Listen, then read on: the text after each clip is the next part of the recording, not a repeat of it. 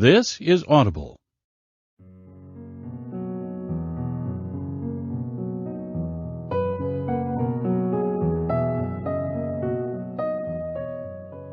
Brilliance Audio presents the unabridged recording of Christmas Eve at Friday Harbor, a novel, by Lisa Kleypas, performed by Tanya Eby. Prologue. Dear Santa, I want just one thing this year. Mom, please don't forget I live in Friday Harbor now. Thank you. Love, Holly. Chapter 1. Until his sister's death, Mark Nolan had treated his niece Holly with the usual offhand affection of a bachelor uncle.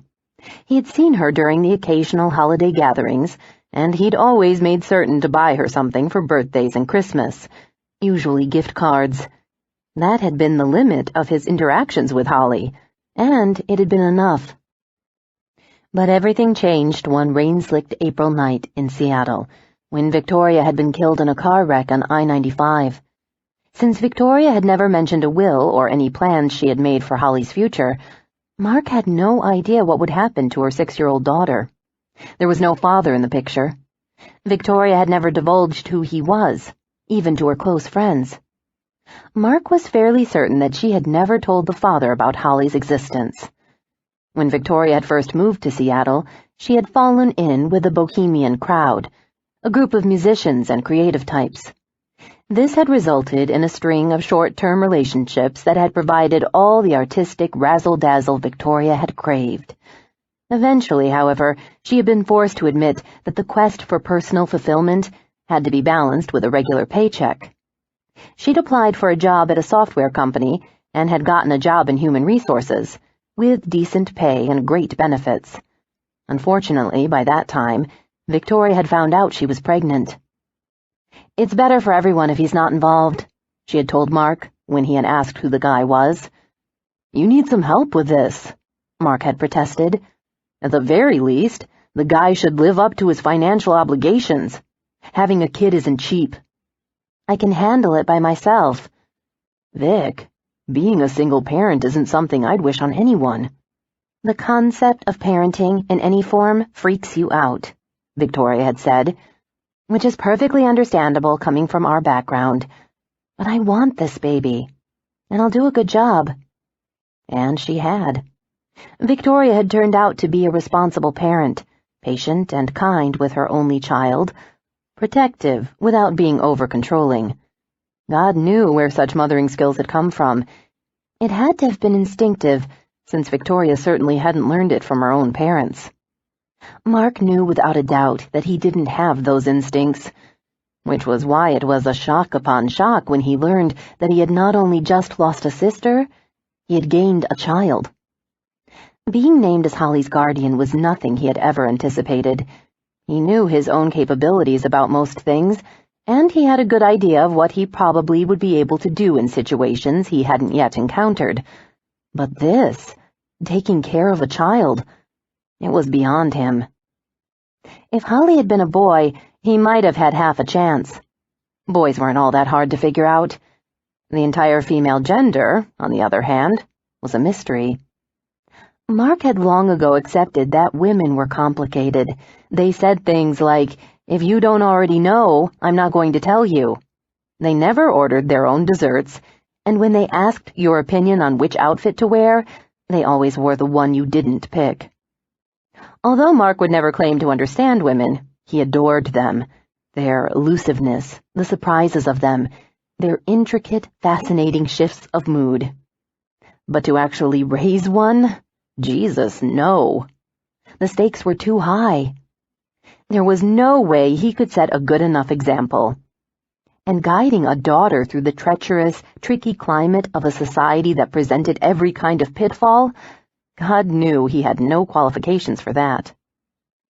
Mark and his siblings had been raised by parents whose version of marriage had been a war of attrition in which their children had been used as pawns. As a result, the 3 Nolan brothers, Mark, Sam, and Alex, had been fine with the idea of going their separate ways upon reaching adulthood.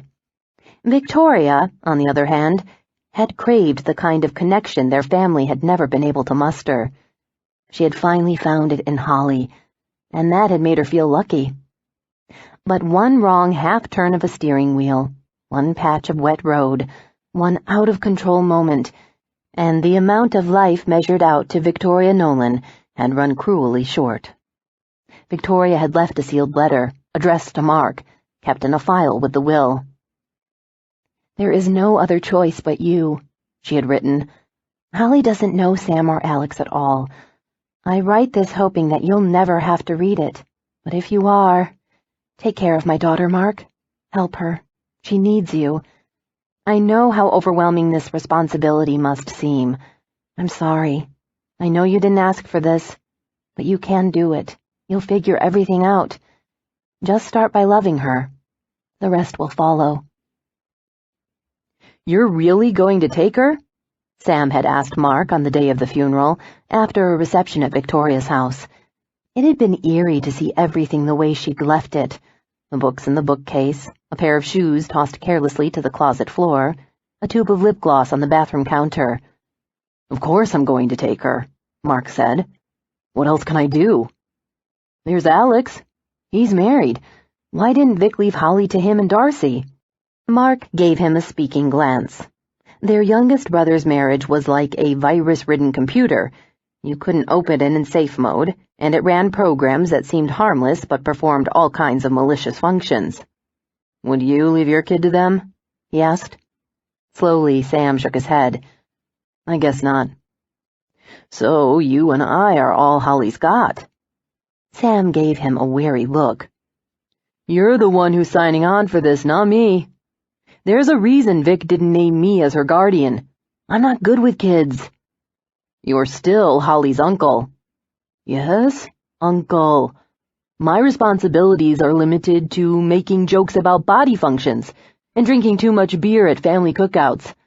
I'm not the dad type." "Neither am I," Mark said grimly. "But we have to try, unless you want to sign her up for foster care." Scowling, Sam rubbed his face with both hands. "What is Shelby's take on this?"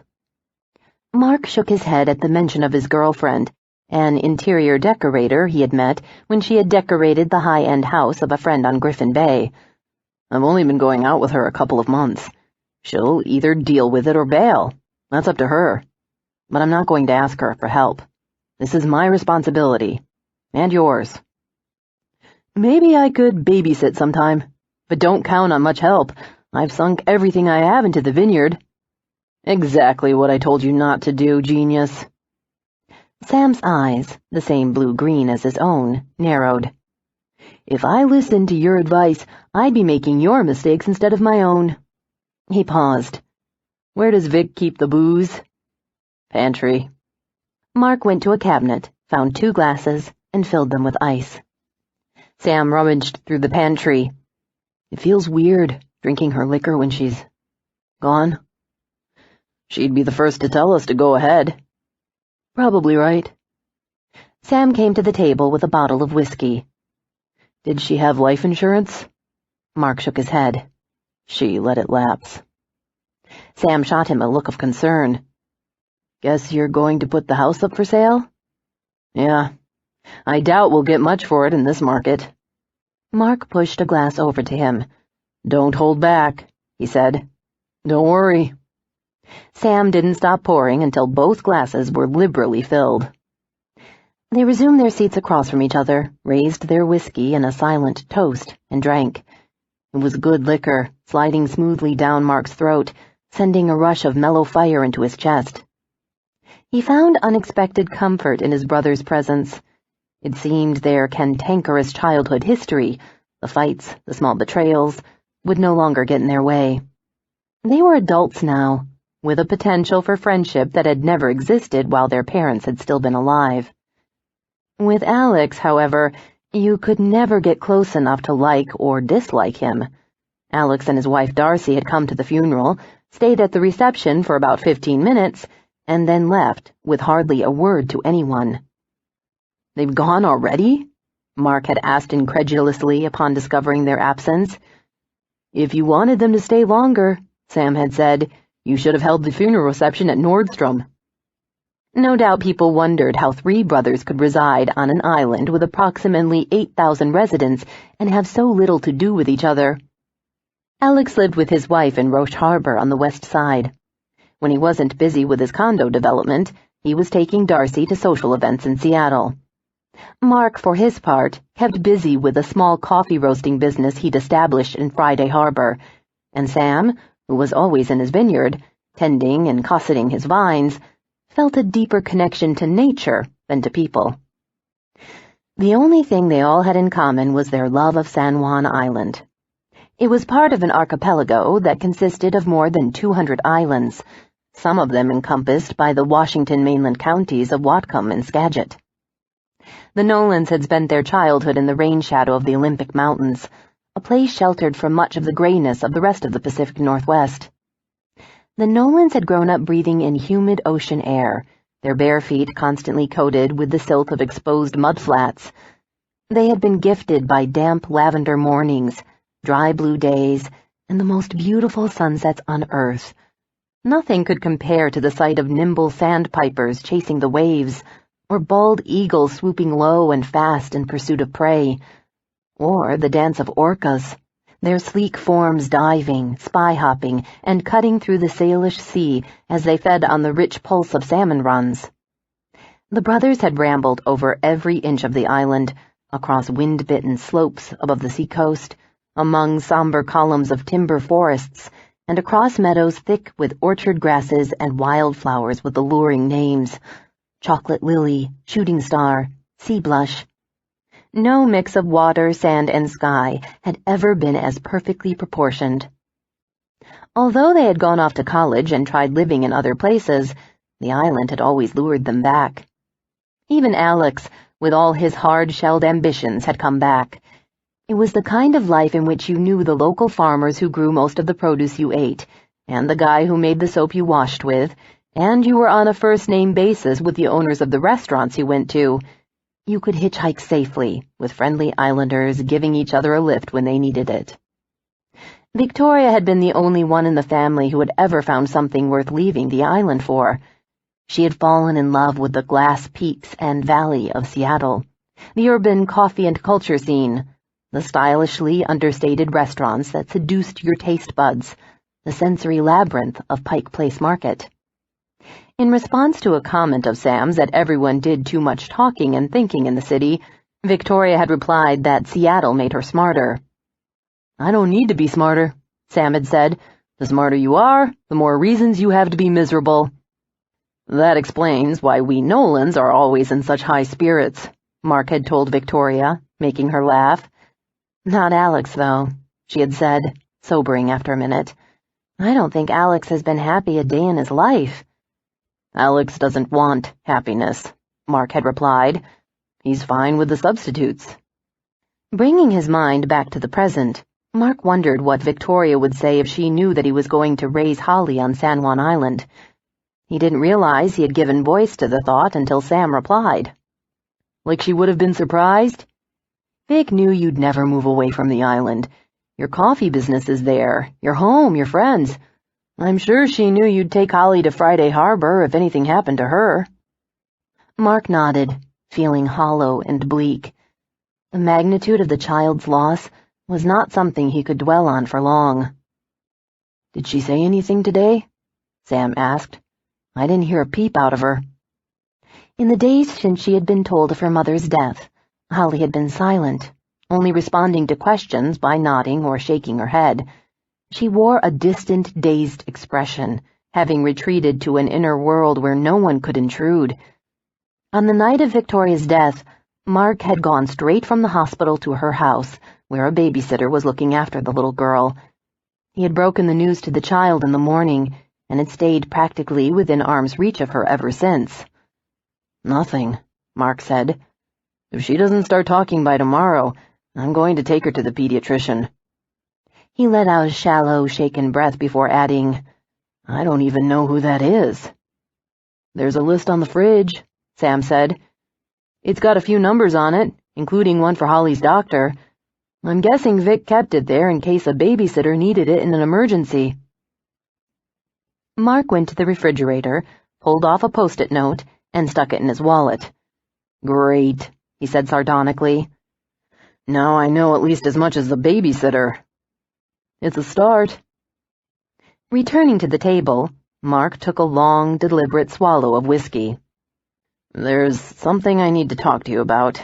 Living in my condo at Friday Harbor isn't going to work for me and Holly. There's only one bedroom, and no yard for her to play in. Are you going to sell it? Rent it out, maybe. And then where would you go? Mark paused for a long, deliberate moment. You've got plenty of room.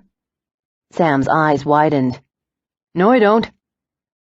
2 years earlier, Sam had bought 15 acres at False Bay in pursuit of his long-held dream to establish his own winery.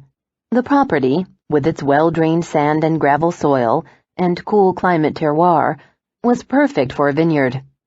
Along with the land had come a cavernous, dilapidated Victorian country farmhouse with a wraparound porch, multiple bay windows, a big corner turret, and multicolored fish-scale shingles. Fixer-upper was far too kind a term to use for the place, which was troubled by creaks, sags, weird drips, and puddles without apparent origin. Past residents had left their mark on the house, installing bathrooms where none had been intended, putting in flimsy chipwood walls and shallow closets with wobbly sliding pocket doors, slathering cherry wood shelves and moldings with cheap white paint. The original hardwood floors had been covered with linoleum, or shag carpeting you could actually lie on and make rug angels. But the house had 3 things going for it. There was more than enough room for 2 bachelors and a 6-year-old kid, there was a big yard and orchard, and its location on False Bay was Mark's favorite part of the island. It's not happening, Sam said flatly. I like living alone. What do you have to lose by letting us stay with you?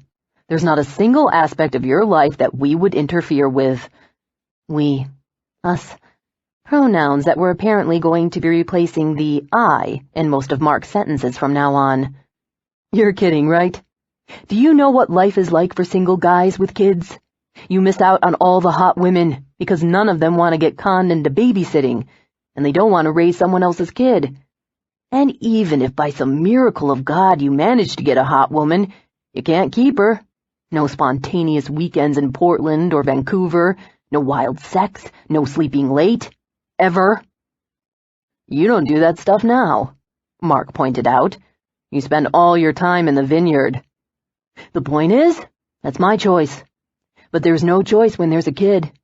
While your friends are knocking back a beer and watching a game, you're at the grocery store looking for stain-fighting liquids and goldfish crackers. It's not forever. No, just the rest of my youth. Sam lowered his head to the table as if to pound it, then settled for resting it on a forearm. How are you defining your youth, Sam? Because from where I'm sitting, your youth jumped the shark a couple years back. Sam stayed motionless except for the middle finger that shot up from his right hand. I had plans for my 30s, he said in a muffled voice, and none of them included kids. Neither did mine. I'm not ready for this. Neither am I. That's why I need your help. Mark let out a taut sigh. Sam, when have I ever asked you for anything? Never. But do you have to start now? Mark made his tone quietly persuasive. Think of it this way. We'll start off slow. We'll be Holly's tour guides to life. Easygoing tour guides who never come up with crap like reasonable punishments, or because I said so. I've already accepted that I won't do the best job raising a kid, but unlike our dad, my mistakes are going to be benign. I'm not going to backhand her when she doesn't clean up her room. I'm not going to make her eat celery if she doesn't like it. No mind games. Hopefully she'll end up with a decent worldview and a self-supporting job. God knows, however we do this, it'll be better than sending her off to be raised by strangers. Or worse, our other relatives. A few muttered curses emerged from the hard-muscled crucible of Sam's arms. As Mark had hoped, his innate sense of fairness had gotten the better of him. Okay. His back rose and fell with a sigh before he repeated, Okay, But I have conditions. Starting with, I want the rent from your condo when you lease it out. Done. And I'll need your help fixing up the house. Mark gave him a wary look. I'm not great with home renovations. I can do the basics, but you're good enough. And the sight of you refinishing my floors will be a balm to my soul. Now that Sam had the promise of rent money and cheap labor, some of his hostility had faded. We'll try it out for a couple of months. But if it's not working for me, you'll have to take the kids somewhere else. 6 months. 4. 6. All right, damn it. 6 months. Sam poured more whiskey. My God, he muttered. 3 Nolans under one roof. A disaster waiting to happen. The disaster's already happened, Mark said curtly, and would have said more, but he heard a soft shuffling sound in the hallway. Holly came to the kitchen doorway. She'd gotten out of bed and was standing there with a bewildered, sleep-dazed expression. A small refugee, dressed in pink pajamas, her feet pale and vulnerable on the dark slate floor. What's the matter, honey? Mark asked gently, going to her. He picked her up. She couldn't have weighed more than 40 pounds, and she clung to him like a monkey. Can't sleep? The round weight of her head on his shoulder, the soft tangled mass of her hair, the little girl smell of crayons and strawberry shampoo, filled him with unnerving tenderness. He was all she had. Just start by loving her. That would be the easy part. It was the rest of it he was worried about. I'm going to tuck you in, Sugar Bee, Mark said. You need to sleep. We've got a lot of busy days ahead of us. Sam followed as Mark carried Holly back to her room. The 4-poster bed was fitted with a frame at the top, from which Victoria had hung an assortment of fabric butterflies with sheer gauzy wings. Settling her on the mattress, Mark pulled the covers up to her chin and sat on the edge of the bed. Holly was quiet and unblinking. Looking into her haunting blue eyes, Mark smoothed the hair back from her forehead. He would have done anything for her. The force of his own emotions surprised him. He couldn't make up for what Holly had lost. He couldn't give her the life she would have had, but he would take care of her. He wouldn't abandon her. All of those thoughts and more flooded his mind, but what he said was, You want me to tell you a bedtime story? Holly nodded, her gaze flicking briefly to Sam, who had come to lean against the door jamb. Once upon a time, Mark said, there were 3 bears. 2 Uncle Bears, Sam added from the doorway, sounding vaguely resigned, and a baby bear. Mark smiled faintly as he continued to smooth Holly's hair. And they all lived in a big house by the sea. Chapter 2. The bell on the shop door jingled as the man of Maggie's dreams walked in. Or, more accurately, he was the man of someone else's reality, since he was holding the hand of a small girl who had to be his daughter. While the child hurried to look at a huge carousel that revolved slowly in the corner of the toy store, her father wandered in more slowly. Low slanting September sunlight passed over dark hair cut in short, efficient layers, the ends curling slightly against the back of his neck. As he passed a mobile dangling from the ceiling, he ducked his head to avoid colliding with it. He moved like an athlete, relaxed but alert, giving the impression that if you threw something at him unexpectedly, he'd catch it without hesitation. Sensing Maggie's helpless interest, he glanced in her direction. He had strong-boned, rough-edged good looks, and eyes so blue you could see them from across the shop.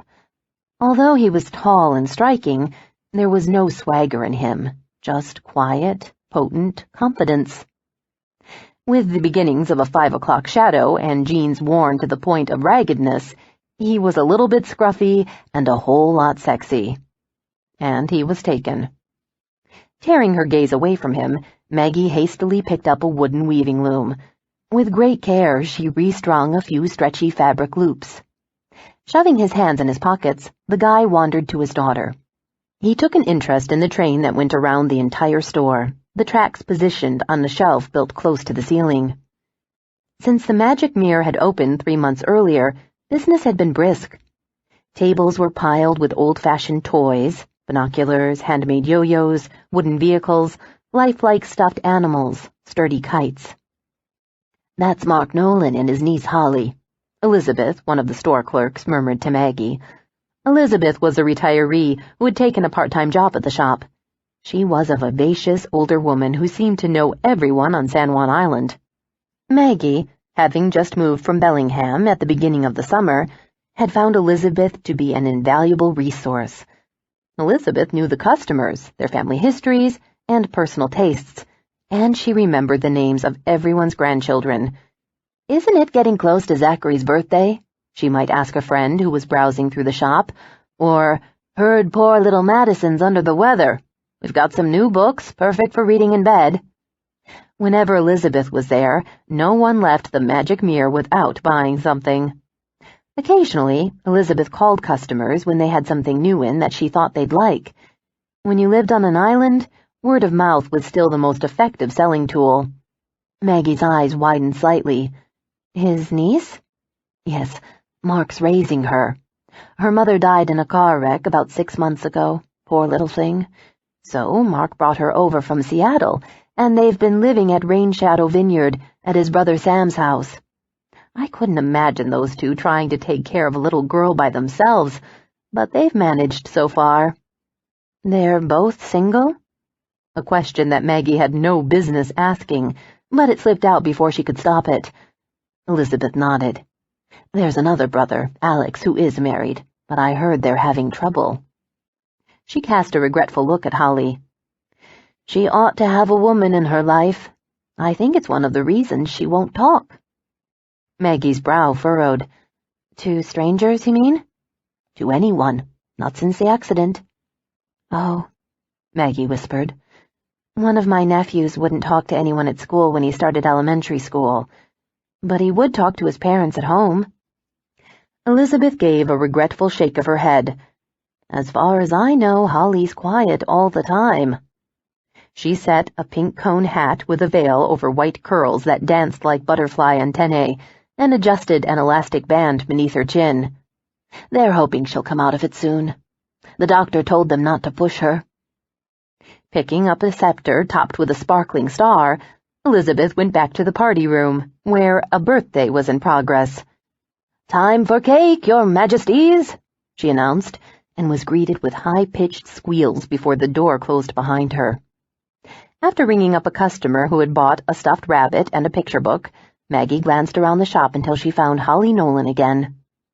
The child was staring at a fairy house that had been fastened to the wall. Maggie had made it herself, decorating the roof with dried moss and gold-painted bottle caps. The circular door had been made from the casings of a broken pocket watch. Standing on her toes, Holly squinted through a tiny window. Emerging from behind the counter, Maggie approached her, not missing the subtle stiffening of the child's back. "Do you know what that is?" Maggie asked gently.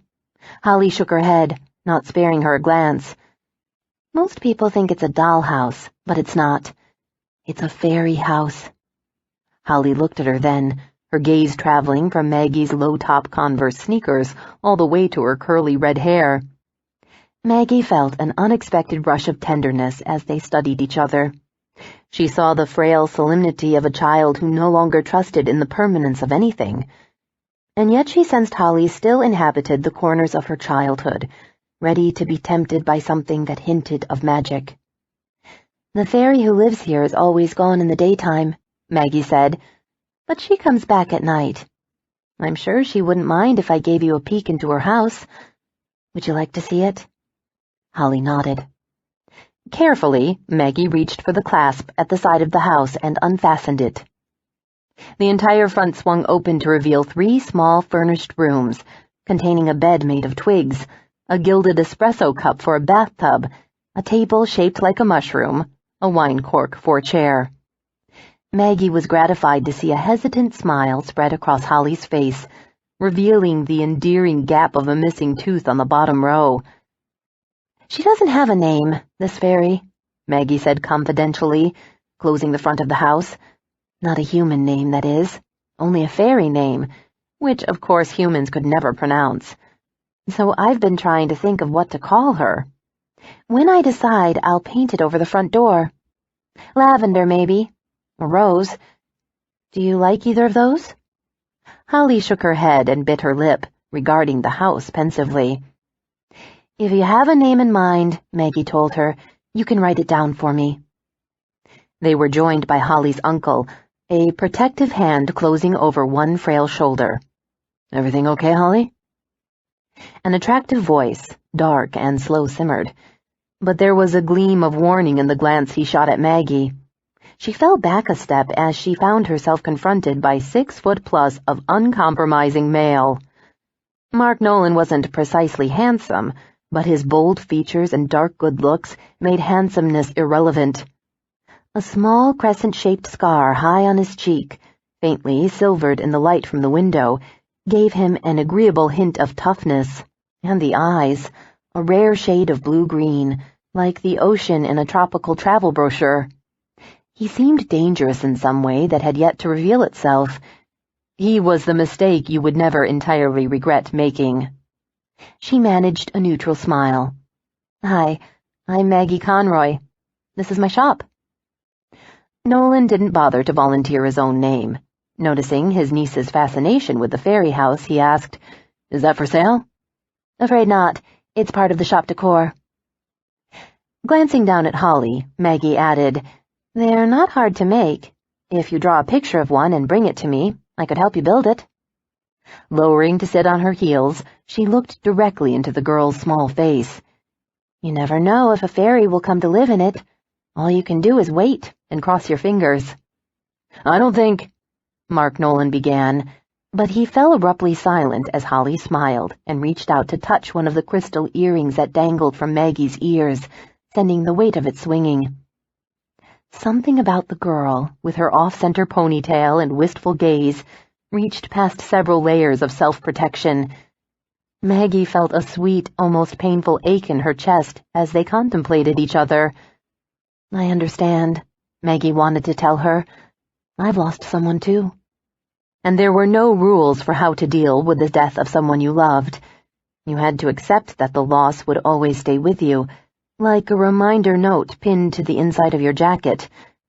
But there were still opportunities for happiness, even joy. Maggie couldn't let herself doubt that. "Would you like to see a book about fairies?" she asked, and saw eagerness light up the girl's face. As Maggie stood, she felt the brush of Holly's hand against hers. Her hand closed carefully over the cool little bundle of fingers. Risking a glance at Mark Nolan, Maggie saw that his face had gone blank, his unfriendly gaze arrowing to their clasped hands. She sensed that it had surprised him, this willingness of Holly's to hold hands with a stranger. When he made no objection, Maggie drew Holly along with her toward the back of the store. The book section is over here," Maggie said. They reached a child-sized table and a pair of small chairs. While Holly sat, Maggie pulled a ponderous and richly colored volume from the bookshelves. "Here we are," she said brightly. "Everything you ever wanted to know about fairies." It was a beautifully illustrated book with several pages of pop-up scenes. Sitting on the tiny chair next to Holly's, Maggie opened the book for her. Nolan stood nearby, appearing to check messages on his cell phone, but Maggie was aware of his covert interest. Although he was willing to let her interact with his niece, it wouldn't happen without his supervision. Together, Maggie and Holly looked at the section titled, "What Fairies Do All Day," showing them stitching together rainbows like long ribbons, pruning their gardens, having tea parties with butterflies and ladybugs. From the corner of her eye, Maggie saw that Mark Nolan had pulled one of the sealed copies of the book from the shelf and had put it in a handbasket. She couldn't help noticing the hard, lean lines of his body, the flecks of muscle beneath ancient denim, and a worn gray t-shirt. Whatever Nolan did for a living, he dressed like a working-class guy, with worn shoes, Levi's, and a decent but unspectacular watch. That was one of the things Maggie liked about the Islanders, or San Juaneros, as they lightly referred to themselves. You could never tell who was a millionaire and who was a landscaper. An elderly woman approached the register, and Maggie pushed the book a bit closer to Holly. "I have to go help someone," she said. You can look at that book as long as you want. Holly nodded, gently tracing the edge of a pop-up rainbow with her fingertip. Going behind the counter, Maggie faced a woman with artfully styled gray hair and thick-lensed glasses. "I'd like this gift wrapped, please," the woman said, pushing a boxed wooden train set across the counter. "This is a great starter set," Maggie told her. "You can rearrange the track 4 different ways, and later on you can add the swivel bridge. It has little gates that automatically open and close." "Really? Maybe I should get one of them right now." "Let me show one to you. We've got it on display near the front." As Maggie guided the woman to the train table, she saw that Holly and her uncle had left the book area and were browsing among racks of fairy wings on the wall. Nolan lifted the child to give her a better view of the higher-up wings. Maggie's stomach did a funny little swoop as she saw how his T-shirt molded to the powerful line of his back. Dragging her gaze away from him, Maggie turned her attention to gift-wrapping the train set. While Maggie worked, the customer squinted at a phrase painted on the wall behind the counter. "What a nice quote," the woman said. "Is it from a poem?" "Pink Floyd," Nolan said, as he came up to set a heavily filled handbasket on the counter. "It's from an album called Learning to Fly." As Maggie met his gaze, she felt color blooming from head to toe. "You like Pink Floyd?" He smiled slightly. "I did in high school, during a phase of wearing black and whining about my emotional isolation." "I remember that phase," the elderly woman said. "Your parents wanted to call the governor and enlist you in the National Guard." "Thank God they loved their country too much to go through with it." Nolan's smile widened, leaving Maggie momentarily dazzled, even though he hadn't been looking in her direction. She fumbled a little as she slid the wrapped present into a bag with cord handles. "Here you go," she said brightly, nudging the bag toward the elderly woman. Nolan reached for it. "That looks heavy, Mrs. Borovitz. Why don't you let me carry it out to the car for you?" The diminutive woman beamed at him. "Thank you, but I can manage. How are those brothers of yours?" "Sam's great, out in the vineyard most of the time. As for Alex, I haven't seen much of him lately." "He's certainly putting his mark on Roche Harbor." "Yeah." There was a wry twist to his mouth. "He won't rest until he's covered most of the island with condos and parking lots." The woman looked down at Holly. "Hello, sweetheart, how are you?" The child nodded bashfully and said nothing. "You just started first grade, didn't you? Do you like your teacher?" Another timid nod. Mrs. Borovitz clucked gently. "Still not talking? Well, you need to start soon. How will anyone know what you're thinking if you don't tell them?" Holly stared fixedly at the ground. Although the words had not been meant unkindly, Maggie saw Nolan's jaw tighten. "She'll get around to it," he said in a casual tone. "Mrs. Borovitz, that bag is bigger than you are. You're going to have to let me take it out for you, or they'll take back my merit badge." The elderly woman chuckled. "Mark Nolan, I know for a fact that you never earned a merit badge." "That's because you never let me help you." The pair bickered amiably as Nolan took the package from her and walked her to the door. He glanced back over his shoulder.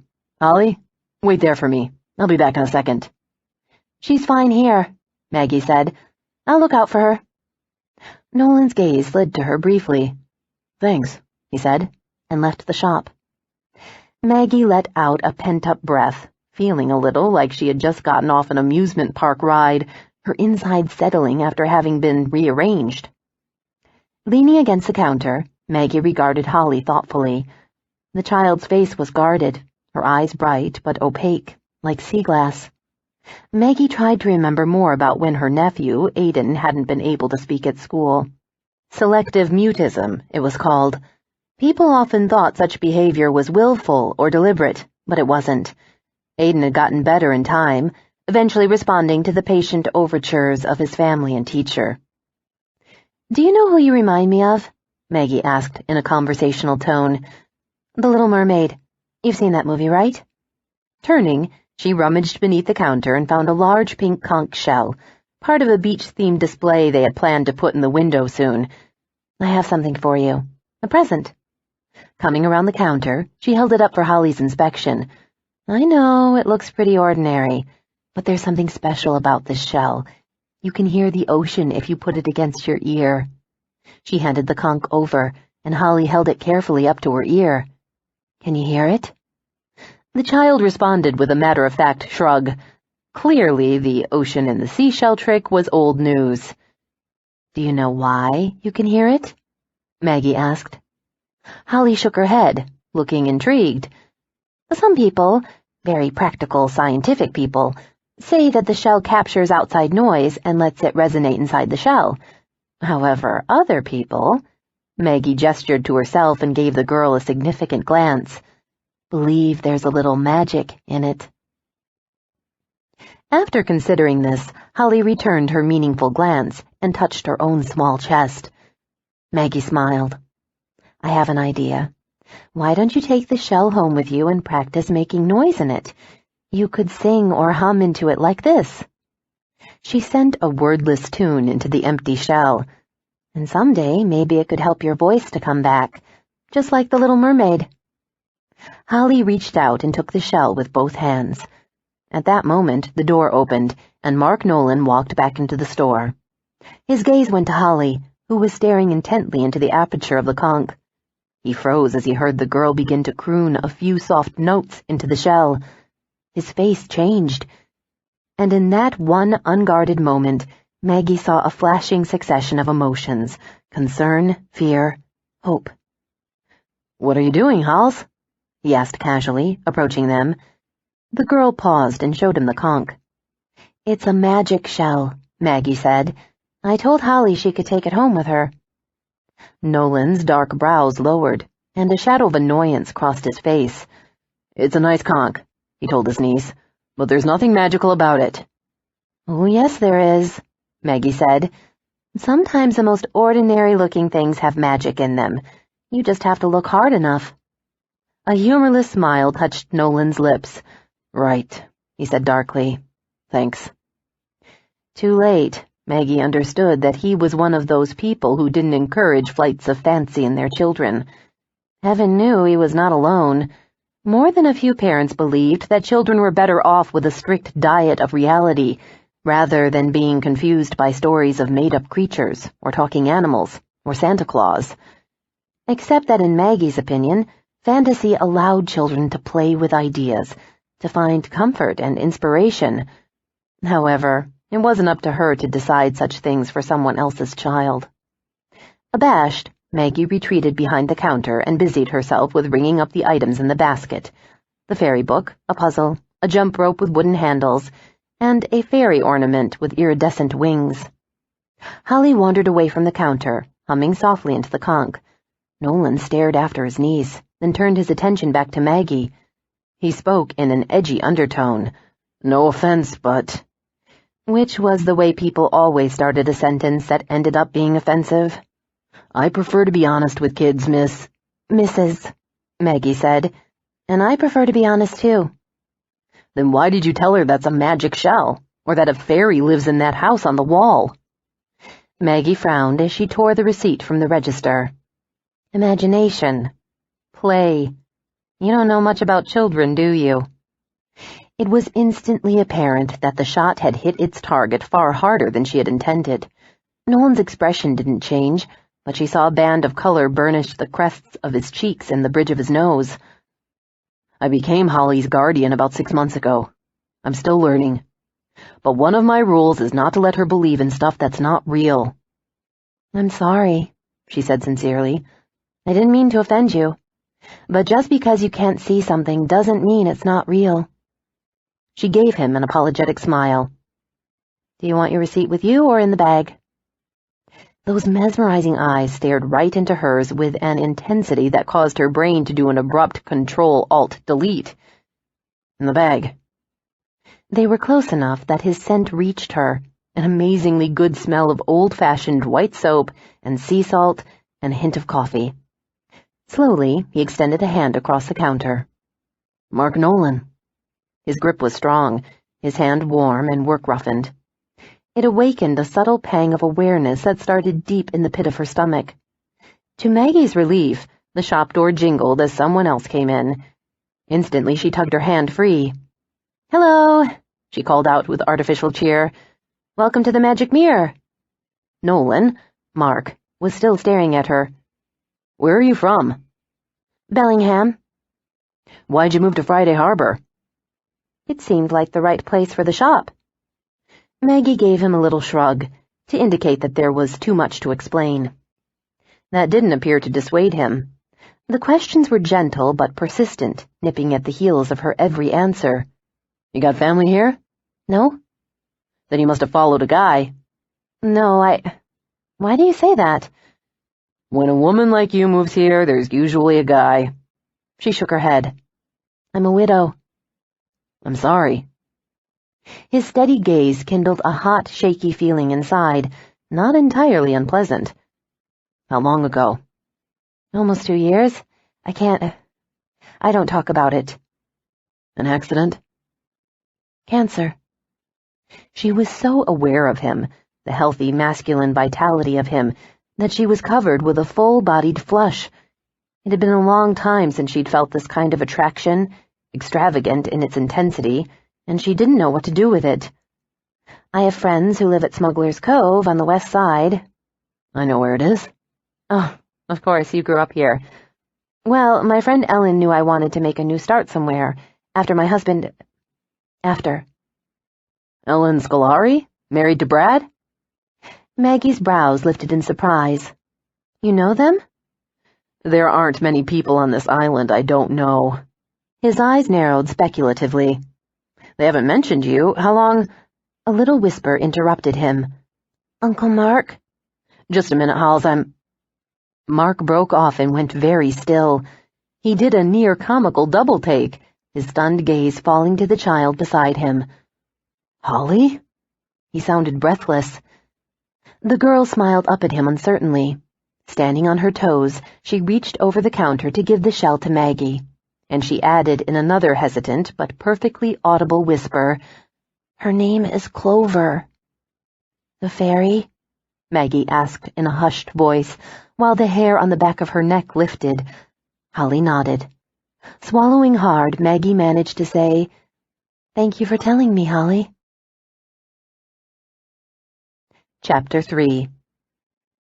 In the shock of hearing Holly's whisper, Mark forgot everything, their surroundings, the woman behind the counter.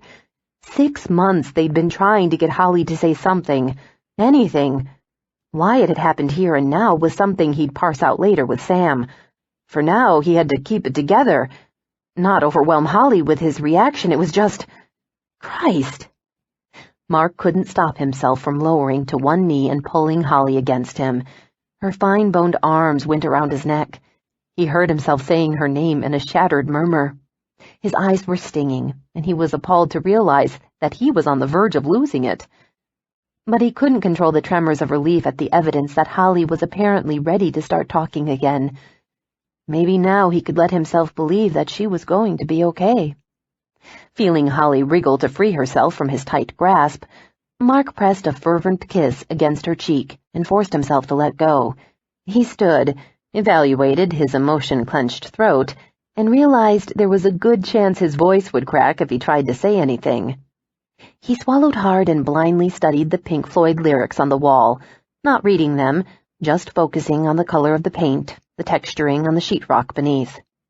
Finally, he slid a guarded look to the red-haired woman behind the counter, Maggie, who was holding the bag of stuff he'd just bought.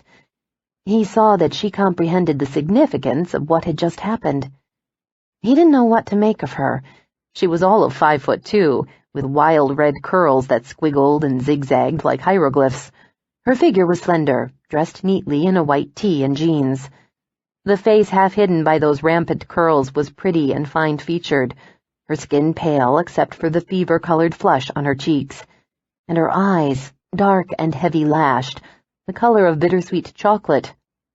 She reminded him a little of the girls he used to know in college, the funny, interesting ones he would stay up half the night and talk with, but never date. He had dated the trophies instead, the ones that other guys had envied him for. It was only later that he had wondered what he might have missed out on. "Can I talk to you sometime?" he asked, sounding more abrupt than he'd intended. I'm always here, Maggie said lightly. Stop by whenever. She nudged the shell across the counter. Why don't you take that home with you, Holly, just in case you need it again? Hey, you guys. A smooth, sunny voice came from behind Mark. It was Shelby Daniels, Mark's girlfriend from Seattle. She was smart, single, beautiful, and one of the nicest people Mark had ever known. You could take Shelby anywhere, in any kind of company, and she would find a way to fit in.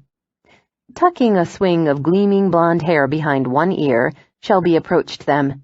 She was dressed in khaki capris, a neat white shirt and ballet flats, with no adornment other than single pearl earrings. Sorry I was a few minutes late, you two. I had to try something on in the shop a couple doors down, but it didn't work out. I see you got some things, Holly. The girl nodded, silent as usual. With a mixture of worry and wry amusement, Mark realized she wasn't going to talk in front of Shelby. Should he say anything about what had just happened? No, that might put pressure on Holly. Best to leave it alone, stay loose. Glancing at their surroundings, Shelby said, What a great little shop. Next time I'm here, I'll have to pick up some things for my nephews. Christmas is going to be here before we know it. She curled her hand around Mark's arm and smiled up at him. If I'm going to make the flight, we should probably go now. Sure thing. Mark took the bag from the counter and reached for the shell in Holly's hand. Want me to take that, Halls? She clutched it more tightly, wanting to carry it herself. Okay, Mark said, but try not to drop it.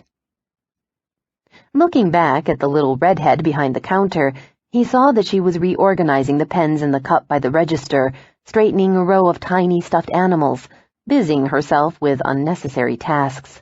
Low slanting light came through the windows and struck brilliant red in her curls. Bye, he said, and thanks. Maggie Conroy gave him a cursory wave without really looking in his direction, which was how he knew that she'd been set as thoroughly off balance as he had. After dropping Shelby off at the airport, with its single strip of runway, Mark took Holly back home to Rain Shadow Vineyard. It was about 5.5 miles from Friday Harbor, on the southwest part of the island of False Bay. You had to drive with care on Sunday to avoid people on bicycles or horses. Black-tailed deer, tame as dogs, emerged from meadows of tall summer grass and blackberry bramble to saunter across the roads at their leisure.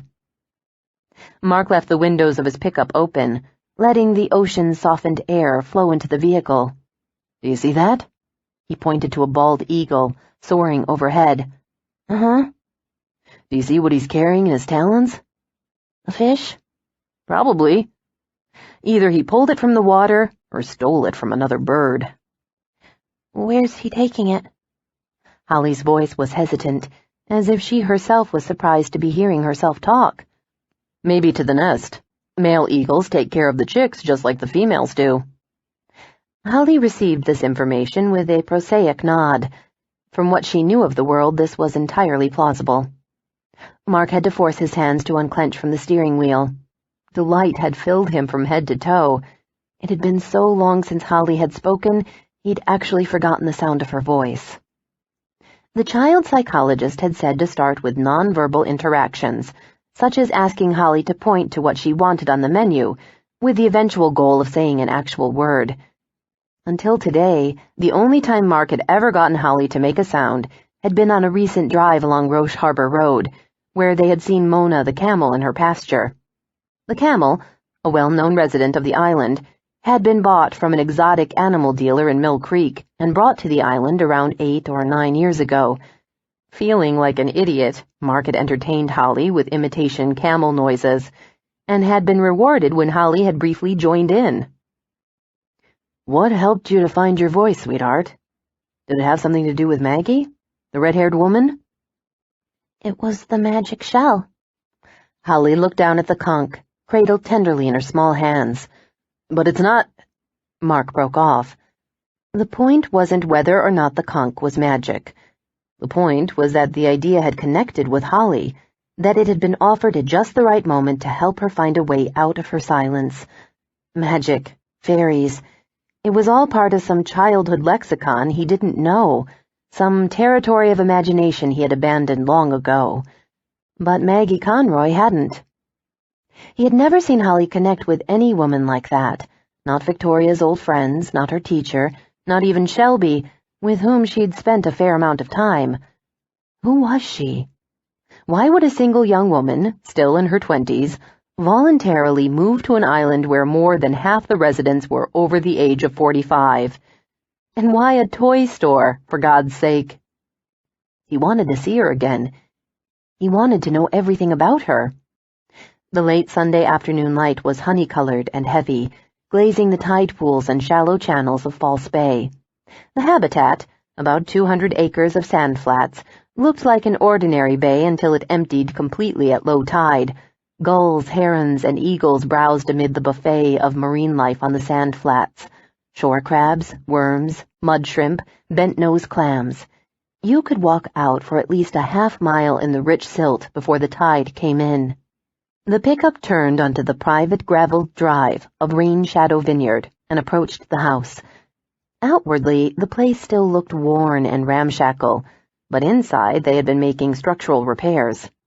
The first thing Mark had done was fix Holly's bedroom, painting the walls robin's egg blue and the trim creamy white. He'd brought over the furniture from her old bedroom and had reattached the fabric butterflies to the poster bed. The biggest project so far had been to create a decent bathroom for Holly. He and Sam had taken the walls down to the studs, installed new pipes, leveled out the floor, and put in a new bathtub, high-tank toilet, and marble-topped vanity. They let Holly choose the paint color once the walls had been sheetrocked and plastered. Naturally, she had chosen pink. "It's period appropriate," Mark said, reminding Sam that the color swatches had all come from a Victorian palette grouping. "It's god-awful girly," Sam had said. "Every time I take a shower in that pink bathroom, I feel the need to do something manly afterward. Whatever that is, do it outside so we don't have to see you." The next undertaking had been the kitchen, where Mark had installed a brand-new stove with 6 burners and a new refrigerator. He had proceeded to strip at least 6 coats of paint from the window and door framework, using an infrared paint remover and sander borrowed from Alex. Alex had been unexpectedly generous with tools, supplies, and advice. In fact, he had started dropping by at least once a week, possibly because renovation and construction were his area of experience, and his help was so obviously needed. In Alex's hands, scraps of useless wood could be turned into something clever and marvelous. The second time he'd come to visit, Alex had built a set of cubbies in Holly's bedroom closet for her to store her shoes. To the little girl's delight, some of the cubbies had been set on a hidden hinge, swinging out to reveal a secret compartment. On another occasion, Alex brought over one of his construction crews when Mark and Sam discovered that some of the header beams on the front porch were buckling and crumbling like styrofoam. Alex and the crew spent a day installing new supports, fixing damaged joists, and putting in new rain gutters. The job had been more than Mark and Sam could handle on their own, so they had sincerely appreciated the help. But knowing Alex... "What do you think he wants?" Sam had asked Mark. "For his niece not to be flattened by a collapsing house?" "No, that would be attributing human motivations to him, and we agreed never to do that." Mark tried, without success, to hold back a grin. Alex was so cool and emotionally distant that on occasion you had to question the existence of a pulse. "Maybe he feels guilty for not having more to do with Vic before she died." "Maybe he's using any excuse to spend time away from Darcy. If I didn't already hate the idea of marriage so much, I sure would think twice about it after seeing Alex's." "Obviously," Mark said, "a Nolan should never marry anyone who's too much like us." "I think a Nolan should never marry anyone who'd have us." Whatever the reason, Alex had continued to contribute to the restoration. As a result of their combined efforts, the house had begun to look better, or at least like something normal people should live in. "If you try to kick me out after all this," Mark had informed Sam, "you're going to end up buried in the backyard." They both knew, however, that there was no chance Sam would ever kick them out, because Sam, perhaps to his own surprise more than anyone else's, had taken to the child with instant devotion, Like Mark, he would have died for Holly if necessary. She got the best of everything they had. At first cautious with her affection, Holly had quickly become attached to her uncles. Although they had gotten warnings from well-meaning outsiders not to spoil her, neither Sam nor Mark could see any evidence that their indulgence was doing any harm. In fact, both of them would have been happy to see a little more mischief from Holly. She was a good child, always doing what she was told. When Holly wasn't in school, she accompanied Mark to his coffee roasting site at Friday Harbor, watching the massive drum roaster heat raw Arabica beans until their pale yellow skins caramelized to deep gleaming brown. Sometimes he bought her ice cream at a shop near the harbor dock, and they would go boat shopping, browsing along rows of yachts, Nordic tugs, family cruisers, and crab boats with hay-stacked pots on the back decks. Sam often took Holly out with him to tend the vines, or hunting for starfish and sand dollars at low tide on False Bay. He wore pasta neckties she had made at school, and pinned her artwork on walls throughout the house. "I had no idea what this was like," Sam had said one evening, carrying Holly into the house when she'd fallen asleep in the car. They had spent the afternoon at English Camp, the site where the British had lodged during joint occupation of the island until it had been awarded to the Americans. The national park, with its 2 miles of shoreline, was the perfect place to have a picnic and throw frisbees. They had indulged in acrobatics to make Holly giggle, leaping to catch the frisbee. They had brought her little tackle box and fishing rod, and Mark had taught her to cast for sea perch along the shore. What's like? Mark had opened the front door and flipped on the porch lights. "Having a little kid around?" Somewhat sheepishly, Sam clarified, "Having a little kid love you?" Holly's presence in their lives offered a kind of grace neither of them had ever known before, a reminder of innocence. Something happened to you, they discovered, when you were given the unconditional love and trust of a child. You wanted to try and deserve it. Mark and Holly went to the house through the kitchen, setting the packages and the conch on the table in the old-fashioned corner breakfast nook with built-in benches. They found Sam in the parlor, a painfully bare room with uncovered sheetrock walls and a fractured chimney temporarily encased in steel mesh. Sam was at the fireplace, building a frame for a soon-to-be-poured cement slab to support a new hearthstone. "This is going to be a son of a gun to fix," he said, in the middle of taking measurements. "I have to figure out how we can use the same chimney to vent 2 different fireplaces. This one leads directly to the upstairs bedroom. Can you believe that?" Leaning down, Mark murmured to Holly, "Go ask him what's for dinner." The child obeyed, going to Sam's side and putting her mouth close to his ear. She whispered something and retreated a few steps. Mark saw Sam go very still. "You're talking," Sam said, turning slowly to look at the little girl. A questioning note had tipped his husky voice. Holly shook her head, looking grave. "Yes, you are. You just said something." "No, I didn't." A titter escaped her as she saw Sam's expression. "You did it again, by God! Say my name. Say it." "Uncle Herbert." Sam let out a breathless laugh and grabbed her, pulling her against his chest. "Herbert? Oh, now it's going to be chicken lips and lizard feet for dinner." Still clasping Holly, he looked at Mark with a wondering shake of his head, his color high, his eyes containing a suspicious glitter. "How?" was all he could manage to ask. "Later," Mark said, and smiled.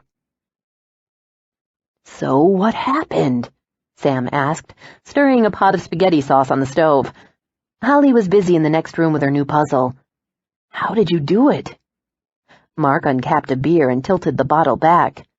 "Wasn't me," he said, after a biting cold swallow. "We were in that toy shop on Spring Street, the new one, and there was this cute little redhead behind the counter. I've never seen her before. I know who she is. Maggie something. Carter, Conroy. You've met her?" "No, but Scolari's been trying to get me to go out with her." "He never mentioned her to me," Mark said, instantly offended. "You're going out with Shelby." "Shelby and I aren't exclusive." "Scolari thinks Maggie's my type. We're closer in age." "So, she's cute? That's good. I thought I'd check her out before committing to anything.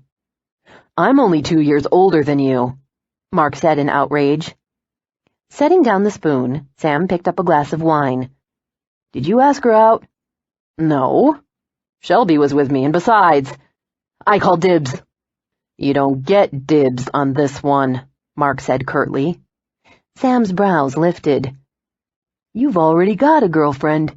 Dibs automatically go to the guy with the longest dry spell. Mark's shoulders hitched in an irritable shrug. So what did Maggie do? Sam pressed. How did she get Holly to talk? Mark told him about the scene in the toy shop, about the magic shell, and how the suggestion of make-believe had worked a miracle. Amazing, Sam said. I never would have thought of trying something like that. It was a matter of timing. Holly was finally ready to talk, and Maggie gave her a way to do it. Yeah, but is it possible Holly would have started talking weeks ago if you or I had just figured it out? Who knows? What are you getting at? Sam kept his voice low. Do you ever think about what it's going to be like when she gets older? When she starts needing to talk to someone about girl stuff? I mean, who are we going to get to handle all that? She's only 6, Sam. Let's worry about it later. I'm worried that later is going to get here sooner than we think. Sam broke off and rubbed his forehead as if to soothe away an oncoming headache. I've got something to show you after Holly goes to bed. What? Should I be worried about something? I don't know. Damn it, tell me now. Sam kept his voice low. Okay, I was going through Holly's homework folder to make sure she'd finished that coloring page, and I found this. He went to a stack of paper on the counter and pulled out a single page. The teacher gave them a writing prompt in class this week, he said. A letter to Santa. And this is what Holly came up with. Mark gave him a blank look. A letter to Santa? We're still in the middle of September. They've already started running holiday commercials. And when I was at the hardware store yesterday, Chuck mentioned they were going to put out Christmas trees by the end of the month. Before Thanksgiving? Before Halloween? Yes. All part of an evil worldwide corporate marketing plan. Don't try to fight it. Sam handed him the sheet of paper. Take a look at this. Dear Santa, I want just one thing this year, a mom. Please don't forget I live in Friday Harbor now. Thank you. Love, Holly. Mark was silent for a full half-minute. A mom, Sam said. Yeah, I get it. Still staring at the letter, Mark muttered, What a hell of a stocking stuffer. After dinner, Mark went out to the front porch with a beer and sat in a comfortably beat-up wooden chair. Sam was tucking Holly in and reading her a story from the book they'd bought earlier that day. It was still the time of year when sunsets were long and slow to fade, painting the sky over the bay in saturated pinks and oranges. Watching the shallows glitter between the brackets of deep-rooted madrona trees, Mark wondered bleakly what he was going to do about Holly. A mom. Of course that was what she wanted. No matter how Mark and Sam tried, there were some things they couldn't do for her. And although there were countless single dads who were raising daughters, no one could deny that there were milestones that a girl wanted a mother for. Following the child psychologist's advice, Mark had set out a framed picture of Victoria. He and Sam made certain to talk about Victoria to Holly, to give the child a sense of connection with her mother. But Mark could do more than that, and he knew it. There was no reason Holly had to navigate the rest of her childhood without someone to mother her. Shelby was as close to perfect as it got, and Shelby had made it clear that despite Mark's ambivalence about marriage, she was willing to be patient. Our marriage wouldn't be like your parents' marriage, she had pointed out gently. It would be ours. Mark had understood the point, even agreed. He knew he wasn't like his father, who had thought nothing of backhanding his children. Theirs had been a tempestuous household, filled to the roof with caterwauling, violence, drama. The Nolan parents' version of love, with its screaming fights and lurid reconciliations, had featured all the worst components of marriage, but none of its graces. understanding that even though his parents' marriage had been a perfect disaster, it didn't have to be that way. Mark had tried to remain neutral on the concept. He had always thought that when or if he ever found the right person, there would be some kind of inner confirmation, a sanction of the heart that would remove all doubt. So far that hadn't happened with Shelby. What if it never happened with anyone? He tried to think of marriage as a pragmatic arrangement with someone you cared about. Maybe that was the best way to approach it, especially when you had a child's interests to consider. Shelby had the kind of personality, calm, pleasant, affectionate, that would make her a great mother. Mark didn't believe in the illusions of romance or soulmates. He was the first to admit that he had an earthbound mind, anchored in cold, hard reality. He liked it that way. Was it unfair to Shelby to offer marriage based on practical considerations? Maybe not, as long as he was honest about his feelings, or lack of them. Finishing his beer, he went back into the house, tossed the bottle into the recycling bin, and went to Holly's room. Sam had tucked her in and left the nightlight on. Holly's eyes were heavy-lidded, her small mouth twisting in a yawn. A teddy bear had been tucked in beside her, its bright button eyes regarding Mark expectantly. Staring down at the little girl, Mark experienced one of those moments when you had a sudden and intense awareness of who you had been not all that long ago, and discovered that you were now in a different place entirely. He leaned over to kiss her forehead, as he did every night. He felt her spindly arms go around his neck and heard her say in a drowsy, dream-colored voice, "I love you. I love you." And, turning to her side, she snuggled her bear and went to sleep. Mark stood there blinking, trying to absorb the impact. For the first time in his life, he knew what it felt like to have his heart broken. Not broken in a sad or romantic sense, but broken open. He had never known this before, the desire to surround another human being with perfect happiness. He would find a mother for Holly, the perfect mother.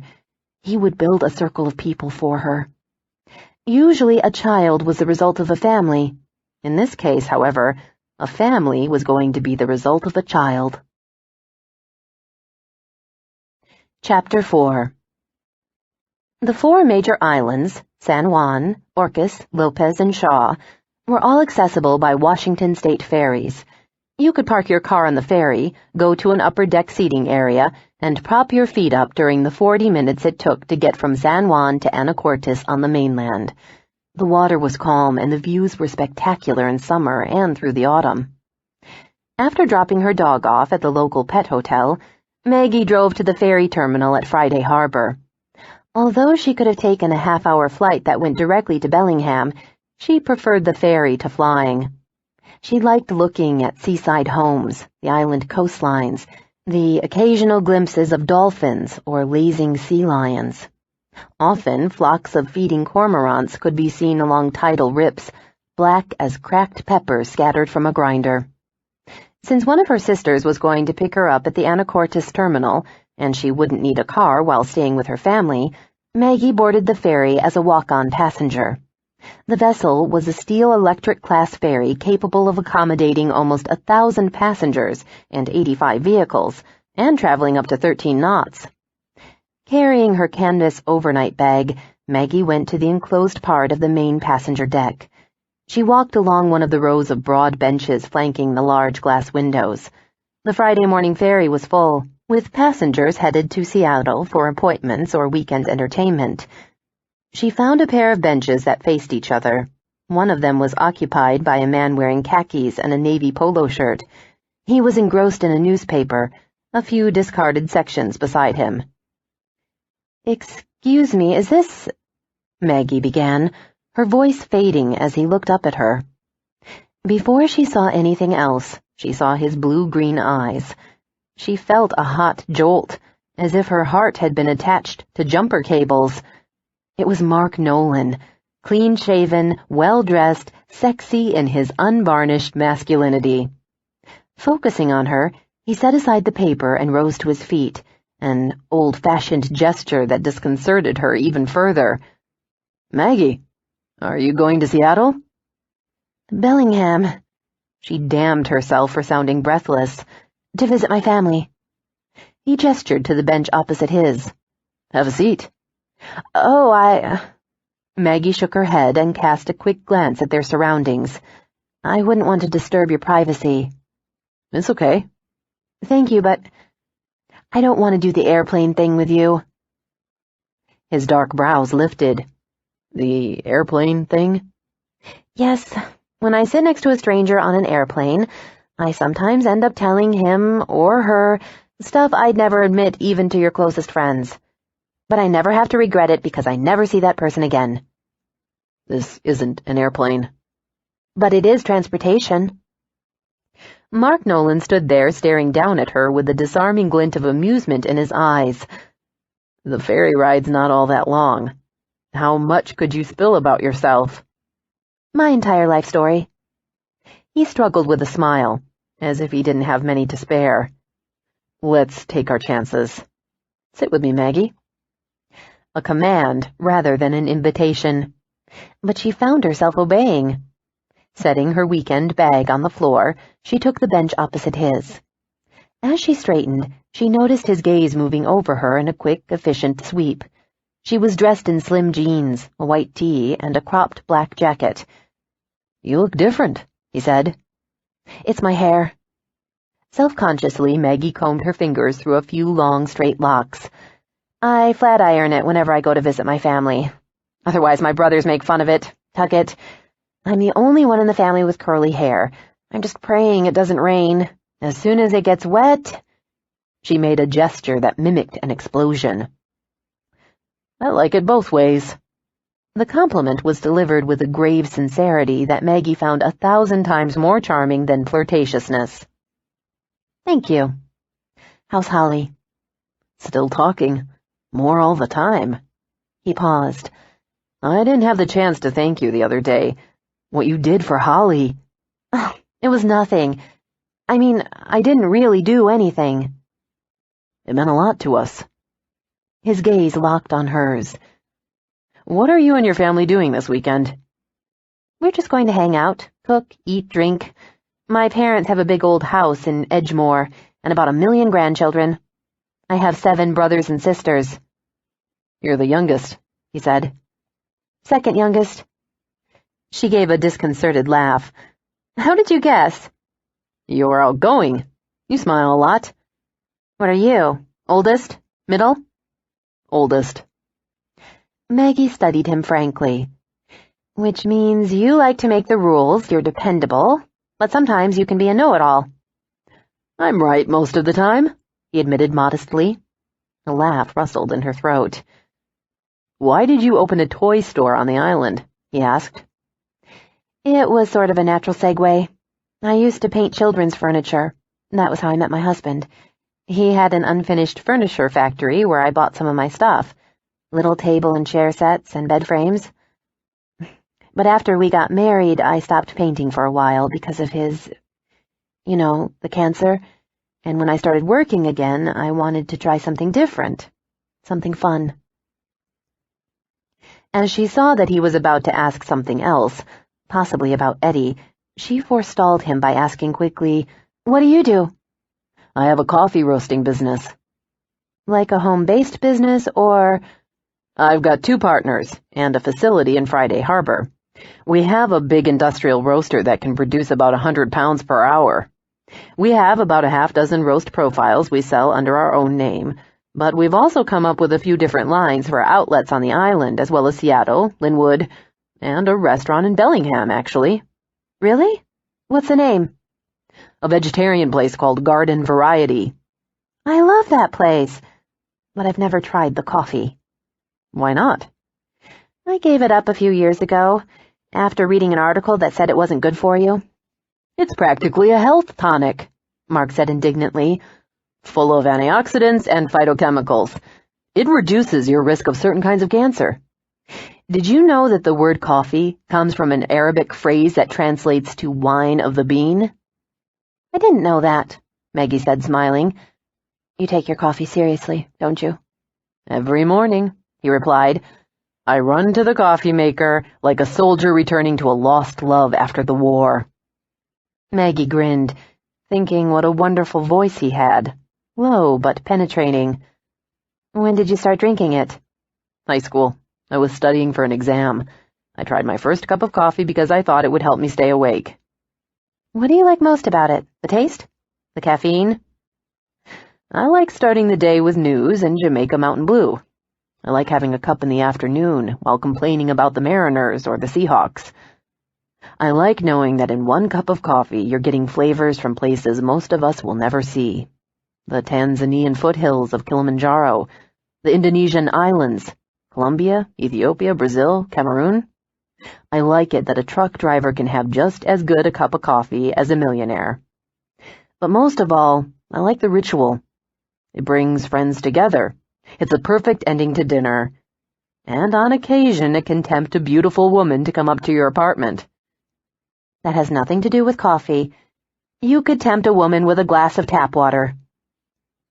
An instant later, eyes widening, Maggie covered her mouth with her hand. I don't know why I said that, she said through the screen of her fingers, mortified and marveling. Their gazes met for an electric moment, and then a smile touched his lips, and Maggie felt her heart give a hard extra thump. Mark shook his head to indicate that it was no problem. I was forewarned. He gestured to their surroundings. Transportation makes you lose your inhibitions. Yes. Mesmerized by his warm, blue-green eyes, Maggie struggled to regain the thread of conversation. What were we talking about? Oh, coffee. I've never had coffee that tasted as good as the roasted beans smell. Someday I'll make you the best cup of coffee you've ever had. You'll follow me around begging for more hot water percolated through ground Robusta. As Maggie laughed, she sensed that something had come alive in the air around them. Attraction, she realized in wonder. She had thought somehow that she'd lost the capacity for this, the vibrant, sensual awareness of another person. The ferry was moving. She hadn't even noticed the blare of the ferry horn. The powerful engine sent vibrations along the bones of the vessel, softer thrums milling through the floors and seats, as regular as a heartbeat. Maggie thought she should take an interest in the view as they headed across the strait, but it had lost its usual power to entice her. She looked back at the man opposite her, the relaxed strength of him, the splayed knees and the long arm propped on the back of the bench. How are you spending the weekend? She asked. Visiting a friend. The woman who was at the store with you? His expression became guarded. Yes, Shelby. She seemed nice. She is. Maggie knew she should have left it at that, but her curiosity about him was growing beyond all casual boundaries. As she tried to summon an image of the composed, attractive blonde woman, Shelby, she remembered having thought that they looked right together, like the couples in jewelry commercials. Is it serious between you? He pondered that. I don't know. How long have you been going out? A few months. A contemplative pause before he added, since January. Then you already know if things are serious. Mark looked torn between annoyance and amusement. It takes some of us longer to figure it out than others. What's left to figure out? If I can overcome the fear of eternity. I should tell you my motto. It's a quote from Emily Dickinson. I don't have a motto, he said reflectively. Everyone should have a motto. You can borrow mine if you want. What is it? Forever is composed of nows. Maggie paused, her smile turning wistful at the edges. You shouldn't worry about forever. Time runs out faster than you expect. Yes. Somewhere in his quiet tone there was a bleak note. I found that out when I lost my sister. She gave him a sympathetic glance. You were close to her? There was an unaccountably long pause. The Nolans have never been what anyone would call a close-knit family. It's like a casserole. You can take a bunch of ingredients that are fine on their own, but put them all together and it turns into something really terrible. Not all casseroles are bad, Maggie said. Name a good one. Macaroni and cheese. That's not a casserole. What is it then? It's a vegetable. Maggie burst out laughing. Good try, but it is a casserole. If you say so. But it's the only casserole I like. All the others taste like something you put together to empty out the pantry. I have my grandmother's recipe for mac and cheese. 4 kinds of cheese and toasted breadcrumbs on the top. You should make it for me sometime. Of course, that would never happen, but the idea of it caused heat to rise from her neck, spreading up to her hairline. Shelby wouldn't like it. No, she doesn't eat carbs. I meant me cooking for you. Mark said nothing, only looked out the window with a distracted expression. Was he thinking of Shelby? Anticipating seeing her soon? What would you serve with it? He asked after a moment. Maggie's grin fractured into a laugh. I'd serve it as a main course, with grilled asparagus on the side, and maybe a tomato and arugula salad. It seemed like forever since she'd made anything beyond the simplest meals for herself, since cooking for one rarely seemed worth the effort. I love to cook. We have something in common. You love to cook too? No, I love to eat. Who does the cooking at your house? My brother Sam and I take turns. We're both terrible. I have to ask, how in the world did you end up deciding to raise Holly together? I knew I couldn't do it alone, but there was no one else, and I couldn't put Holly into foster care, so I guilted Sam into helping. No regrets? Mark shook his head immediately. Losing my sister was the worst thing that's ever happened to me, but having Holly in my life is the best. Sam would say the same. Has it been what you expected? I didn't know what to expect. We take it day by day. There are great moments. The first time Holly caught a fish at Egg Lake, or one morning when she and Sam decided to build a waffle tower with bananas and marshmallows for breakfast. You should have seen the kitchen. But there are the other moments, when we're out somewhere and we see a family. He hesitated. And I see it in Holly's face, wondering what it would be like to have one. You are a family, Maggie said. 2 uncles and a kid? Yes, that's a family. As they continued to talk, it somehow slipped into the bonelessly comfortable, unstructured conversation of longtime friends, both of them letting it go where it would.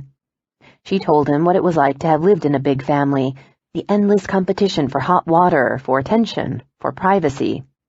But even with the squabbling and rivalry, they had been affectionate and happy, and had taken care of each other. By the time Maggie was in 4th grade, she had known how to cook dinner for 10. She had worn nothing but hand-me-downs, and never thought a thing about it. The only thing she had truly minded was that possessions were always lost or broken. You get to a point where you can't let it matter, she said.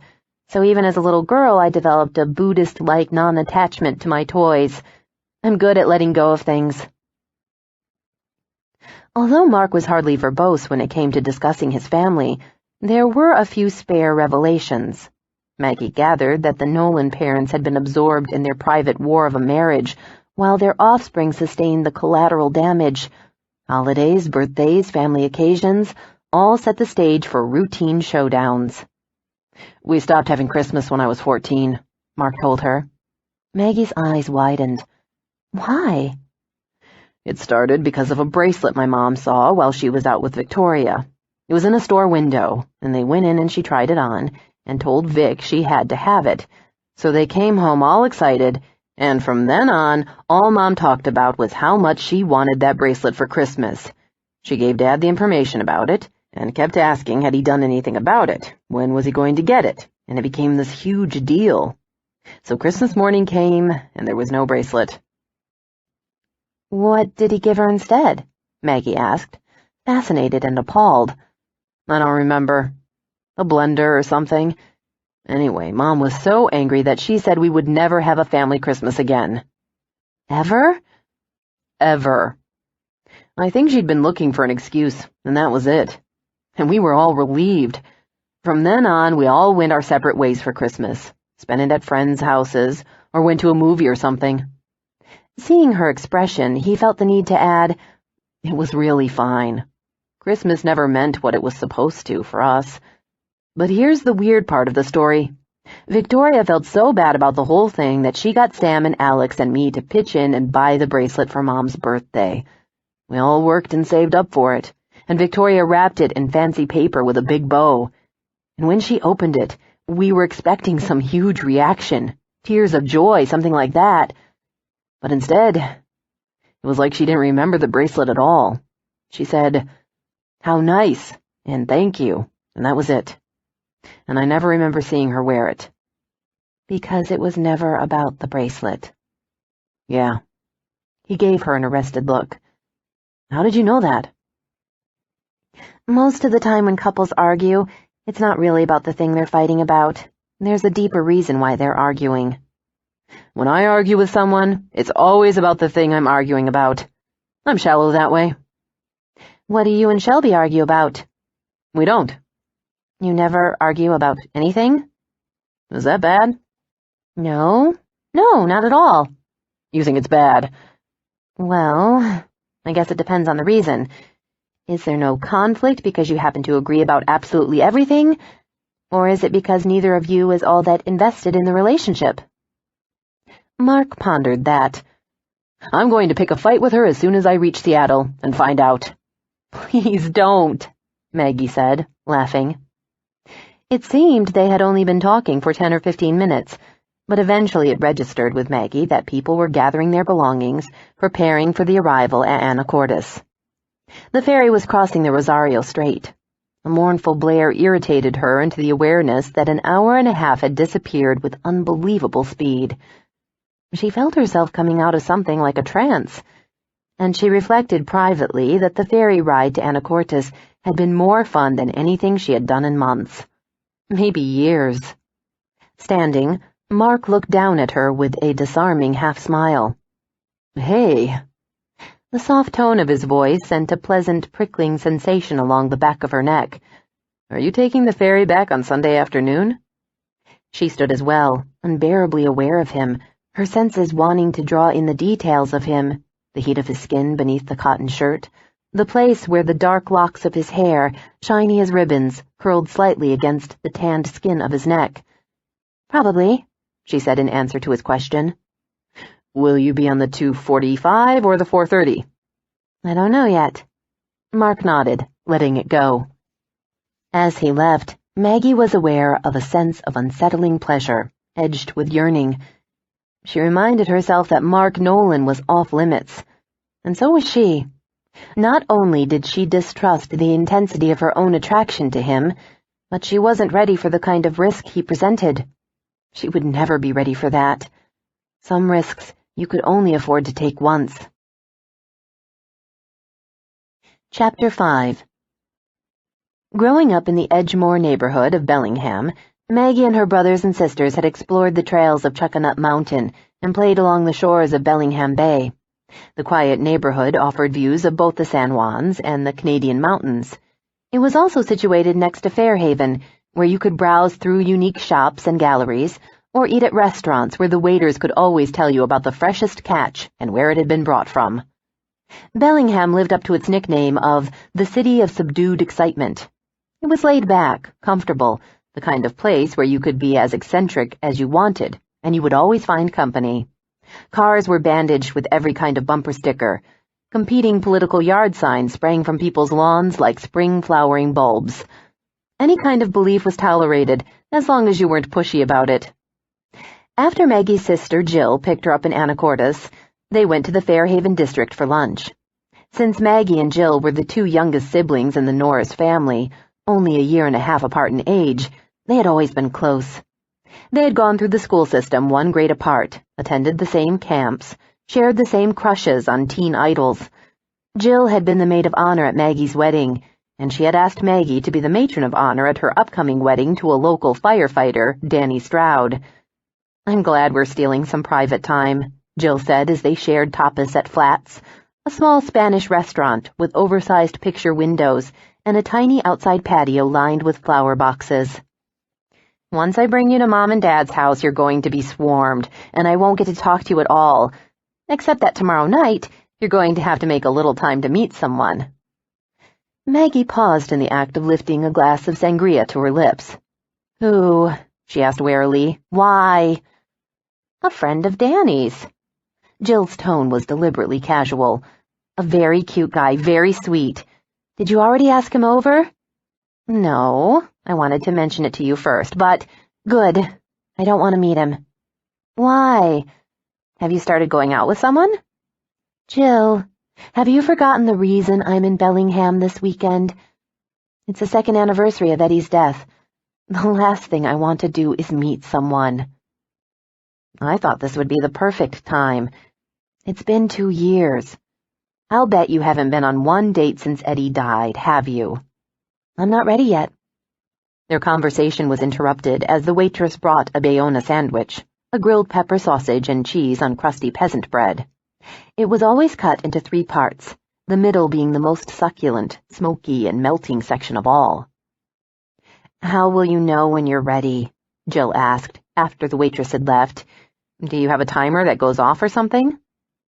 Maggie regarded her with exasperated affection, reaching for the Bayona sandwich. I know a ton of cute single guys in Bellingham, Jill continued. I could fix you up so easily. And there you are in Friday Harbor, hiding. You could at least have opened a bar or a sporting goods shop where you could meet men. But a toy shop? I love my shop. I love Friday Harbor. But are you happy? I am, Maggie said reflectively, after consuming a delicious bite of sandwich. I'm really okay. Good. Now it's time to go on with your life. You're only 28, and you should stay open to the possibility of finding someone. I don't want to have to go out there again. The chances of finding real love are about 1 billion to 1. I had it once, and there's no way it will happen again. You know what you need? A provisional boyfriend. Provisional? Yes, like when you get a provisional driver's license so you can brush up on your skills before you get the real one. Don't worry about finding a guy to have a serious relationship with. Just, pick someone fun to help you get on the road again. I guess that would make me a Class C dater, Maggie said, entertained. Could I do that while unaccompanied by a parent or guardian? Absolutely, Jill said, as long as you practice safe driving. After lunch, they stopped by Rocket Donuts at Maggie's insistence. She ordered a selection of donuts that included oblong confections covered with maple frosting and topped with strips of bacon, donuts crusted with chunks of Oreo cookies, and fried cake donuts drenched in Guittard chocolate. Those are for Dad, of course, Jill said. Yep. Mom will kill you, Jill said. She's been trying to cut back his cholesterol. I know, but he texted me this morning, begging me to bring him a box. You're an enabler, Maggie. I know. That's why he loves me best. The long driveway leading up to the house was congested with a half-dozen vehicles, the 3/4-acre lot swarming with children. A few of them ran to Maggie, one of them showing her where he had lost a tooth, another trying to entice her into a game of hide-and-seek. Laughing, Maggie promised to play with them later. Entering the house, Maggie went to the kitchen, where her mother and a group of siblings and in-laws were all busy cooking. She kissed her mother, a voluptuous but trim woman with a silver-gray bob and a beautiful complexion that had no need of makeup. She was wearing an apron that proclaimed, "Seen it all, heard it all, done it all, just can't remember it all." "Those are not for your father, are they?" her mother asked, with a stern glance at the box of donuts. "It's full of celery and carrot sticks," Maggie said. "The box is just for presentation." "Your dad's in the living room," her mother said. "We finally got surround sound, and he's been glued to the TV ever since. He says the gunshots sound real now." "If that's what he wanted, you could have just driven him to Tacoma," one of her brothers said. Maggie grinned as she went to the living room. Her father occupied the corner of a big boxy sofa with a sleeping baby on his lap. As Maggie walked into the room, his gaze fell to the box of donuts in her arms. "My favorite daughter," he said. "Hi, Dad." Leaning over, Maggie kissed him on the head and placed the box on his lap. Her father rummaged through the box, found a maple bacon donut, and began to devour it with an expression of bliss. "Come sit by me, and take the baby. I need 2 hands for this." Carefully, Maggie settled the warm, sleepy weight of the baby onto her shoulder. "Whose is he?" she asked. "I don't recognize this one." "I have no idea. Someone handed him to me." Is he one of your grandchildren? Could be. Maggie answered questions about the store and the latest goings-on at Friday Harbor, and whether she had met anyone interesting lately. She hesitated just long enough to make his eyes brighten with interest. Aha! Who is he, and what does he do? Oh, it's no one. There's nothing. He's taken. I talked to him on the ferry on the way over here. Feeling the baby twitch in his sleep, she put her hand on his tiny back, soothing him with a circling stroke. I think I sort of accidentally flirted with him. Is that bad? Maybe not, but it makes me wonder, how do I know when I'm ready to start going out again? I'd say involuntary flirting is a sign. I feel weird about it. I was attracted to him even though he's nothing like Eddie. Eddie, before his illness, had been sunny, light-hearted, a prankster.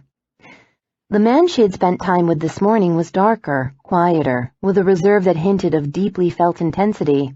She hadn't been able to stop from imagining, in the most private corner of her mind, about physical intimacy with him, and it had seemed so potentially volatile that it had scared her. And yet that was part of the attraction. She remembered having wanted Eddie because he had been safe. But now she had caught herself wanting Mark Nolan for the exact opposite reason. Lowering her head, Maggie kissed the sleeping baby in her arms. He was vulnerable but solid against her, his skin a miracle of smoothness and downy warmth. Briefly, she remembered a moment in those last ephemeral days of Eddie's life when, in quiet desperation, she had wished that she'd had a baby with him, any way to keep a part of him with her. Sweetheart, her father said, I've never had to go through what you did with Eddie. I don't know when the grieving process ends, or how you finally know when you're ready to move on. But there's something I'm sure of. The next guy will be different. I know. I knew that. I think what's bothering me is the realization that I'm different. Her father gave her a vaguely owlish look, as if the comment had surprised him. Of course you are. How could you not be? Part of me doesn't want to change. Part of me wants to stay the same person I was when I was with Eddie. She stopped as she saw her father's expression. Is that crazy? Do you think I need to see a therapist? I think you need to go out on a date. Wear a nice dress, enjoy a free meal, give someone a kiss goodnight. But once I move on from being Eddie's widow, who will remember him? It'll be like losing him all over again. Honey, her father's voice was quiet and kind. You learned a lot from Eddie. The things about him that changed you for the better. That's how he'll go on. He won't be forgotten. I'm sorry, Shelby said, as Mark brought her a mug of hot tea. She was curled up on the sofa, dressed in gray cashmere loungewear. She was about to say something else, but instead let out a violent sneeze. It's fine, Mark said, sitting beside her. Pulling a tissue from a box, Shelby blew her nose. I hope it's just allergies. I hope you don't catch anything. You don't have to stay with me. Save yourself. Mark smiled at her. It takes more than a few germs to scare me off. Opening a bottle of cold medicine, he shook out 2 tablets and handed them to her. Shelby picked up a bottle of water from the coffee table, downed the tablets, and made a face. We were going to such a great party, she said dolefully. Janya has the coolest apartment in Seattle, and I was going to show you off to everyone. You can show me off later. Mark draped a throw blanket over her. For now, focus on getting better. I'll even let you have the remote. You are so sweet. Sighing, Shelby leaned against him and blew her nose again. So much for our sexy weekend. Our relationship is about more than sex. I'm glad to hear you say that. Pausing, she added, That's number 3 on the list. Mark flipped slowly through the cable channels. What list? I probably shouldn't tell you, but recently I read a list of 5 signs that a man is ready for the C word. Mark stopped channel flipping. The C word? He asked blankly. Commitment. And so far you've done 3 things on the list of what a man does when he's ready for commitment. Oh? He said cautiously. What's number 1? You've gotten tired of nightclubs and bars. Actually, I've never liked nightclubs. Second, you've introduced me to your family and friends. Third, you've just indicated that you think of me as more than an outlet for sex. What's 4 and 5? I can't tell you. Why not? Because if I tell you, you may not do them. Mark smiled and gave her the remote. Well, let me know if I do. I'd hate to miss anything. He put his arm around her while she looked for a movie on demand. The silences between them were usually comfortable, but this silence was tense, questioning. Mark was aware that Shelby had given him an opening. She wanted to set new parameters for their relationship, discuss where they might be headed. Ironically, that was exactly what he'd wanted to bring up this weekend. There was every reason in the world for him to commit to Shelby and tell her that he had serious intentions. Because he did. If marriage with Shelby would be anything like dating her, it was what he wanted. No craziness, no screaming, no arguing. His expectations of the whole thing were reasonable. He didn't believe in fate or great destined love. He wanted a nice, normal woman like Shelby, with whom there would be few surprises. They would have a partnership. They would be a family. For Holly. Shelby, he said, and had to clear his throat, which had started to close up before he could go on. What do you think about being exclusive? She turned in the crook of his arm to look at him. You mean you and me officially being a couple? Not seeing other people? Yeah. Shelby smiled in satisfaction. You just did the fourth thing, she said, and snuggled back against him. Chapter 6. As anyone familiar with the Washington State ferry system knew, ferry delays could happen at any time for a variety of reasons, including rough seas, low tides, onboard traffic accidents, medical emergencies, or maintenance issues. Unfortunately, a necessary repair to a vessel safety feature was being given as the reason for a delay on the Sunday afternoon departure. Having arrived an hour early to get a decent place in the long parking lanes leading to the ferry landing, Mark was left with time to kill and nothing to do. People were getting out of their cars, letting their dogs out, wandering to the terminal building to get refreshments or a magazine. It was overcast and misty, an occasional cold raindrop breaking through.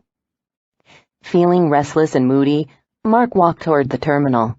He was starving. Shelby hadn't felt like going out for breakfast that morning, and all she'd had in the apartment was cereal. It had been a good weekend with Shelby. They had stayed in and talked and watched movies, and on Saturday evening they had eaten Chinese takeout. A breeze whipped directly from the Rosario Strait, bringing a clean, salty scent, slipping into the collar of his light jacket like cold fingers. A shiver chased down his neck. He breathed deeply of the sea air, wanting to be home, wanting something. Entering the terminal, Mark headed toward the cafe and saw a woman lugging a weekend bag to a nearby vending machine. A smile tugged at his lips as he saw her long streamers of red hair. Maggie Conroy. Thoughts of her had lurked in his mind all weekend. In idle moments, scenarios of how or when he might see her again had played in jaunty loops. His curiosity about her was relentless. What did she like for breakfast? Did she have a pet? Did she like to swim? When he had tried to ignore these questions, the fact of having something to ignore had made it all the more persistent. He approached Maggie from the side, noticing the frown notched between mahogany brows as she studied the contents of the vending machine. Becoming aware of his presence, she looked up at him. The cheerful, quirky energy had been replaced by a vulnerability that went straight to his heart. He was caught off guard by the force of his response to her. What had happened during the weekend? She'd been with her family. Had there been an argument? A problem? You don't want any of that stuff, he said, with a nod toward the array of glassed-in junk food. Why not? Not one item in that vending machine has an expiration date. Maggie scrutinized the display as if to verify his claim. It's a myth that Twinkies last forever, she said. They have a shelf life of 25 days. At my house, they have a shelf life of about 3 minutes. He looked into her dark eyes. Can I take you to lunch? We've got at least 2 hours, according to the ferry agent." A long hesitation followed. "You want to eat here?" she asked. Mark shook his head. There's a restaurant down the road. A 2-minute walk. We'll stow your bag in my car." "There's nothing wrong with having lunch," Maggie said, as if she needed to reassure herself of something. "I do it nearly every day." Mark reached for her overnight bag. "Let me carry that for you." She followed him from the terminal building. "I meant the two of us having lunch together at the same table." "If you want, we could sit at separate tables." He heard a laugh stir in her throat. "We'll sit at the same table," she said decisively, "but no talking." As they walked along the side of the road, the mist thickened into a drizzle, the air white and wet. "It's like walking through a cloud," Maggie said, drawing in deep breaths. "When I was little, I used to think that clouds must have the most wonderful taste. One day I asked for a bowl of cloud for dessert. My mother put some whipped cream in a dish." She smiled. "And it was just as wonderful as I had imagined it would be." "But did you know at the time that it was only whipped cream?" Mark asked, fascinated by the way the mist had provoked little wispy curls around her face. "Oh, yes. That didn't matter, though. The idea of it was the point." "I have problems trying to figure out where to draw the line for Holly," Mark said. "In the same classroom where she's learning that dinosaurs were real, they're also writing letters to Santa. What am I supposed to tell Holly about what's real and what's not?" "Has she asked about Santa yet?" "Yes." "What did you tell her?" "I said I hadn't decided one way or the other, but a lot of people believe in him, so it was okay if she wanted to." "That was perfect," Maggie said. "Fantasy and make-believe are important for children. The ones who are allowed to use their imaginations are actually better at drawing the line between fantasy and reality than those who aren't." "Who told you that? The fairy who lives in your wall?" Maggie grinned. "Smart-ass," she said. "No, Clover wasn't the one who told me. I read a lot. I'm interested in anything having to do with children." "I need to learn more." His voice turned quietly rueful. "I'm trying like hell to avoid ruining what's left of Holly's childhood." "From what I can tell, you're doing fine." On impulse, she caught at his hand, her fingers squeezing lightly in a gesture meant to reassure and offer comfort. Mark was pretty sure that was the way he was supposed to interpret it, except that his hand closed over hers and turned the spontaneous clasp into something else, something intimate, possessive. Maggie's grip loosened. Mark felt her indecisiveness as if it were his own, her unwilling pleasure in the way their hands fit together. The press of skin to skin, such an ordinary thing. But it had set the axis of the entire earth off-kilter. He couldn't seem to assess how much of his reaction to her was physical and how much was other. It was all tangled together in a way that was new and visceral. Maggie tugged free. But he still felt the imprint, the shape of her fingers, as if his pores had begun to absorb her. Neither of them spoke as they went into the restaurant, the interior fitted with polished dark wood and ancient scarred furniture, and wallpaper of indeterminate design. The air was scented with food, liquor, and slightly mildewed carpet. It was one of those restaurants that had undoubtedly been established with good intentions, but had gradually succumbed to the inevitability of a certain amount of tourist business, and had relaxed its standards.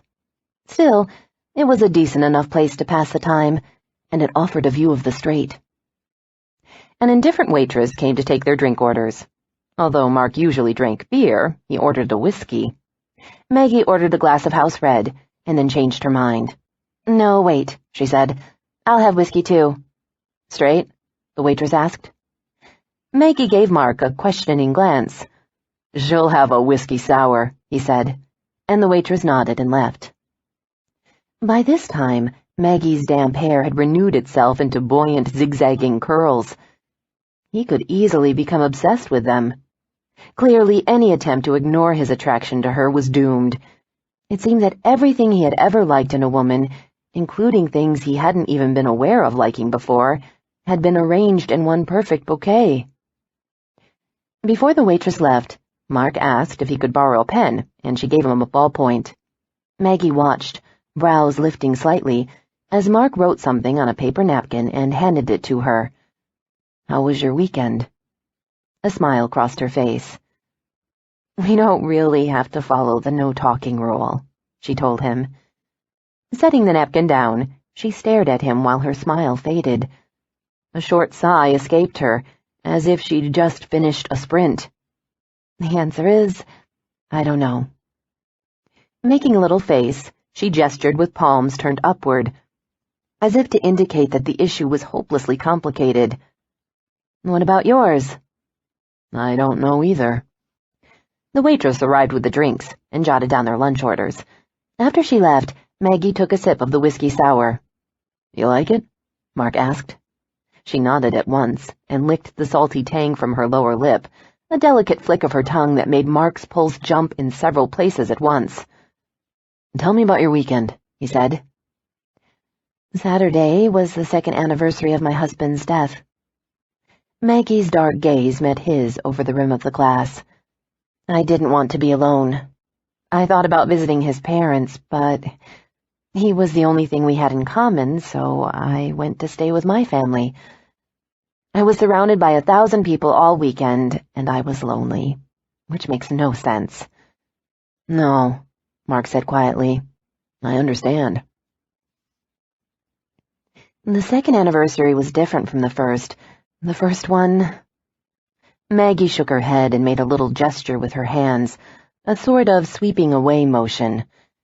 "The second one... It made me realize there are days when I forget to think about him, and that makes me feel guilty." "What would he say about that?" Hesitating, Maggie smiled into her whiskey sour, and for a moment Mark experienced an appalling stab of jealousy over the man who could still elicit a smile from Maggie. "Eddie would tell me not to feel guilty," she said. "He would try to make me laugh." "What was he like?" She drank again before answering. "He was an optimist. He could tell you the bright side of just about anything, even cancer." "I'm a pessimist," Mark said, "with occasional positive lapses." Maggie's smile slid into a grin. "I like pessimists. They're always the ones who bring life jackets for the boat." She closed her eyes. "Oh, I'm getting a buzz already." "That's okay. I'll make sure you get back to the ferry." Her hand had crept across the table. She let the backs of her half-curled fingers touch his, a tentative gesture that Mark didn't know how to interpret. "I talked to my dad this weekend," she said. "He's never been the kind of parent who told me what to do. In fact, I probably could have done with a little more parental supervision while I was growing up. But he told me that I should go on a date with someone. A date. They don't even call it that anymore." "What do they call it?" "Going out, I guess. What do you say to Shelby when you want to spend the weekend with her?" "I ask if I can spend the weekend with her." Mark turned his hand upward, opening his palm. "So are you going to take your dad's advice?" She nodded reluctantly. "But I've always hated the whole process," she said feelingly, staring into her drink. "Meeting new people, the awkwardness, the despair of being stuck with someone for an entire evening when you know within the first 5 minutes that he's a dud. I wish it was like chat roulette, and you could next someone right away. The worst part is when you both run out of things to talk about." Without realizing it, Maggie had started to play with his hand, absently investigating the crooks of his fingers. He felt the pleasure of her touch all along his arm, responsive chords resonating along nerve pathways. "I can't picture you running out of things to talk about," Mark said. "Oh, it happens. Especially when the person I'm talking with is too nice. A good conversation always involves a certain amount of complaining. I like to bond over mutual hatreds and petty grievances." "What's your top petty grievance?" "Calling customer service and never getting to talk to a person. I hate it when waiters try to memorize your order instead of writing it down, because they hardly ever get everything right, and even if they do, it causes me a lot of stress until the food gets to the table. I hate it when people shout into their cell phones." I hate the phrase "no pun intended." It's pointless. I say that sometimes. Well, don't. It annoys the hell out of me. Maggie grinned. Seeming to realize that she was toying with his hand, she flushed and pulled back. Is Shelby nice? Yes, but I tolerate it. Mark reached for his whiskey and finished it with an efficient swallow. My theory about meeting people, he said, is that it's better not to make a really good first impression, because it's all downhill from there. You're always having to live up to that first impression, which was just an illusion. Yes, but if you don't make a great first impression, you may never get the chance to make a second one. I'm a single guy with a paycheck, he said. I always get a second chance. Maggie laughed. The waitress brought their food and collected their empty glasses. Another round? She asked. I wish I could, Maggie said wistfully, but I can't. Why not? Mark asked. I'm barely sober. To demonstrate, she crossed her eyes. You only have to stop when you're not sober, Mark said, and nodded to the waitress. Bring another round. Are you trying to get me drunk? Maggie asked after the waitress had left, giving him a mock suspicious glance. Yes. My plan is to get you drunk, and then take you on a wild, crazy ferry ride. He pushed a glass of water in her direction. Drink this before you start on your next one. While Maggie sipped the water, Mark told her about his weekend with Shelby, and the list of things a man did when he was ready for commitment. But she wouldn't tell me the fifth thing, he said. What do you think it is? As Maggie considered the possibilities, her face went through a series of adorable contortions. A crinkling of the nose, a squint, a brief gnawing on her lower lip. House hunting? She suggested. Or talking about having children? God. He grimaced at the thought. I have Holly. That's enough for now. What about more later? I don't know. I want to make sure I've done right by Holly before I even think about more kids. Her gaze was sympathetic. Your life has changed a lot, hasn't it? Mark searched for ways to describe it, feeling awkward in his desire to connect with her. He had never been given to confiding in others, had never seen the point in it. Receiving sympathy was one step removed from being pitied, which to him was a fate worse than death. But Maggie had a knack of asking questions in a way that made him want to answer. You look at everything differently, he said. You start thinking about what kind of world you're going to send her out into. I worry about what kind of subliminal crap she's getting from TV, and if there's cadmium or lead in her toys. Mark paused. Did you want kids with him? He found himself reluctant to say her husband's name, as if the syllables were invisible shims being tapped into place between them. Once I thought I did. Not now, though. I think that's one of the reasons I love my store so much. It's a way to be surrounded by children without having the responsibility. Maybe when you get married again. Oh, I'll never get married again. Mark tilted his head in a silent question, watching her closely. I've done it once, Maggie said, and I'll never regret it, but it was enough. Eddie fought the cancer for 1.5 years, and it took everything I had to be there for him to be strong. Now there's not enough left of me to give to anyone else. I can be with someone, but not belong with someone. Does that make sense? For the first time in Mark's adult life, he wanted to hold a woman for unselfish reasons, not in passion, but to offer comfort. It makes sense that you would feel that way, he said gently, but that may not last forever. They finished lunch and walked back to the ferry terminal, the rain so light and slow that you could practically see suspended droplets in the air. You could feel the sky pressing downward. The world was painted in shades of steel blue and pale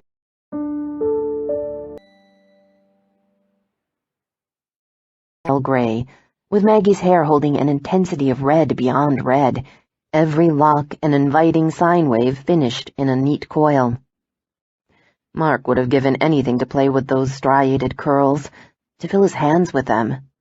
He was tempted to reach for her hand as they walked, but casual contact was no longer an option. because there was nothing casual about the way he wanted her. Maybe his attraction to Maggie was simply a result of having just made a commitment to Shelby, and his subconscious was trying to find an escape route. Stay on course, he told himself. Don't get distracted. Their conversation was temporarily interrupted by the necessities of driving the car onto the ferry and finding seats on the main passenger deck.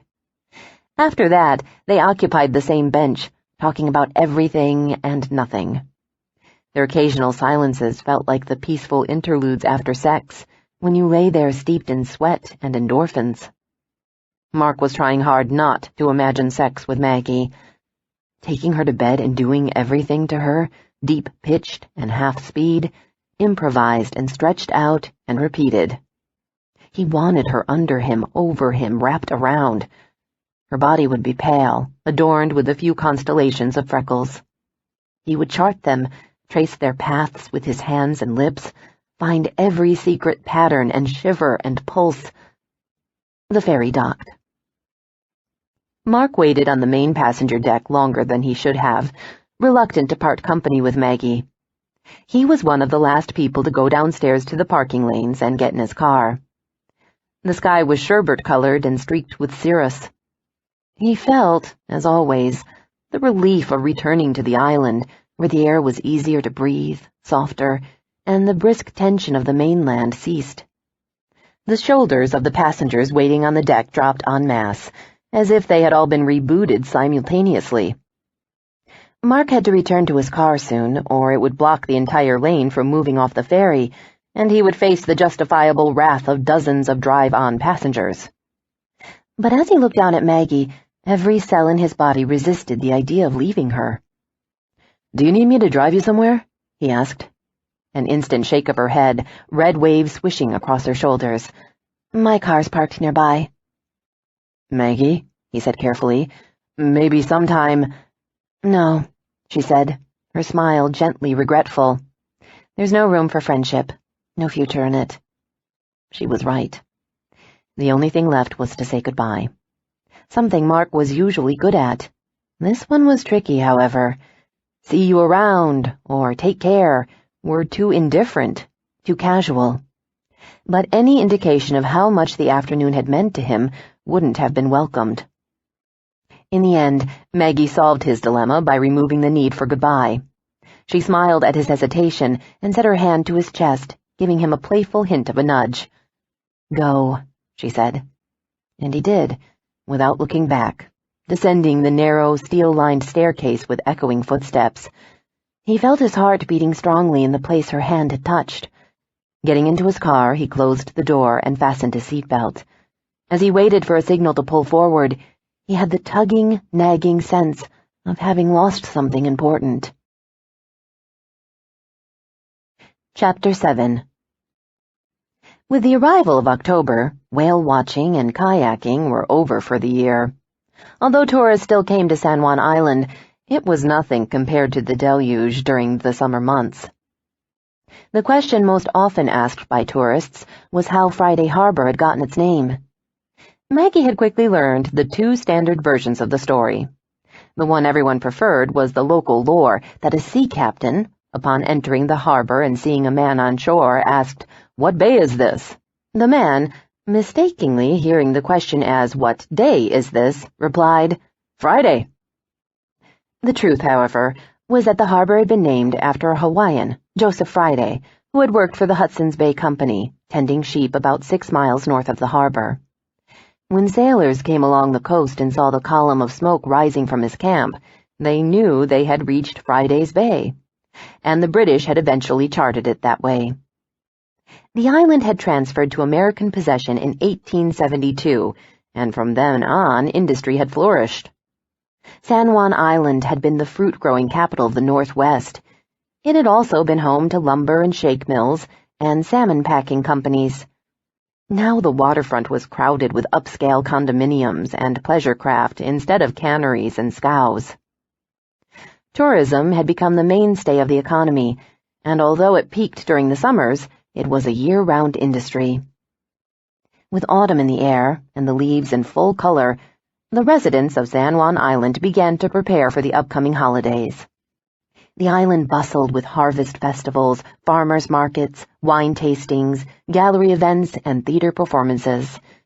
Maggie's shop showed no signs of slowing down, as local customers came to buy Halloween costumes and accessories, and take care of some early Christmas shopping. In fact, Maggie had just hired one of Elizabeth's daughters, Diane, as a part-time sales clerk. "Now maybe you can ease up a little," Elizabeth told Maggie.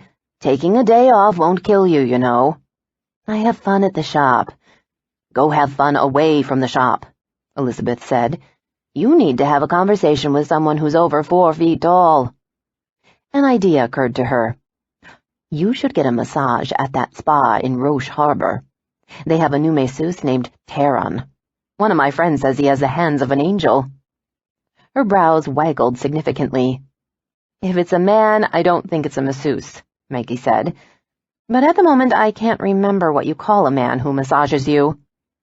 "A weekly appointment is what I call him," Elizabeth said. "If he's single, you could ask him out." "You can't ask a massage guy to go out with you," Maggie protested. "It's like a doctor-patient relationship." "I dated my doctor," Elizabeth said. "You did?" "I went to his office and told him that I had decided to switch doctors. And he was very concerned and asked why. And I said, 'Because I want you to take me out to dinner on Friday night.'" Maggie's eyes widened. "Did he?" Elizabeth nodded. "We were married 6 months later." Maggie smiled. "I love that story. We had 41 years together until he passed away." "I'm so sorry," Maggie said. "He was a lovely man. I wanted more years with him. But that doesn't mean I can't enjoy spending time with my friends. We travel together, email each other. I couldn't do without them." "I have wonderful friends," Maggie said. "But they're all married, and they were such a big part of my life with Eddie that sometimes—" "The old memories get in the way," Elizabeth said perceptively. "Exactly." Elizabeth nodded. "You have a new life. Keep the old friends, but it doesn't hurt to add some new ones. Preferably single ones. Which reminds me, have the Scolaris introduced you to Sam Nolan yet?" "How did you know about that?" The older woman appeared vastly pleased with herself. "We live on an island, Maggie. Gossip has nowhere to go except in circles. So, have you met him?"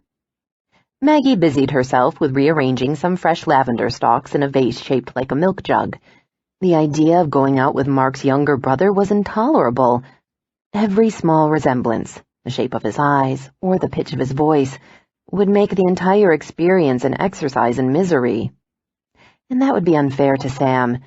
Maggie would never be able to appreciate everything that he was, because she wouldn't be able to forget about everything that he wasn't. Specifically, that he wasn't Mark. "I told Brad and Ellen that I'm not interested in meeting anyone right now," she said.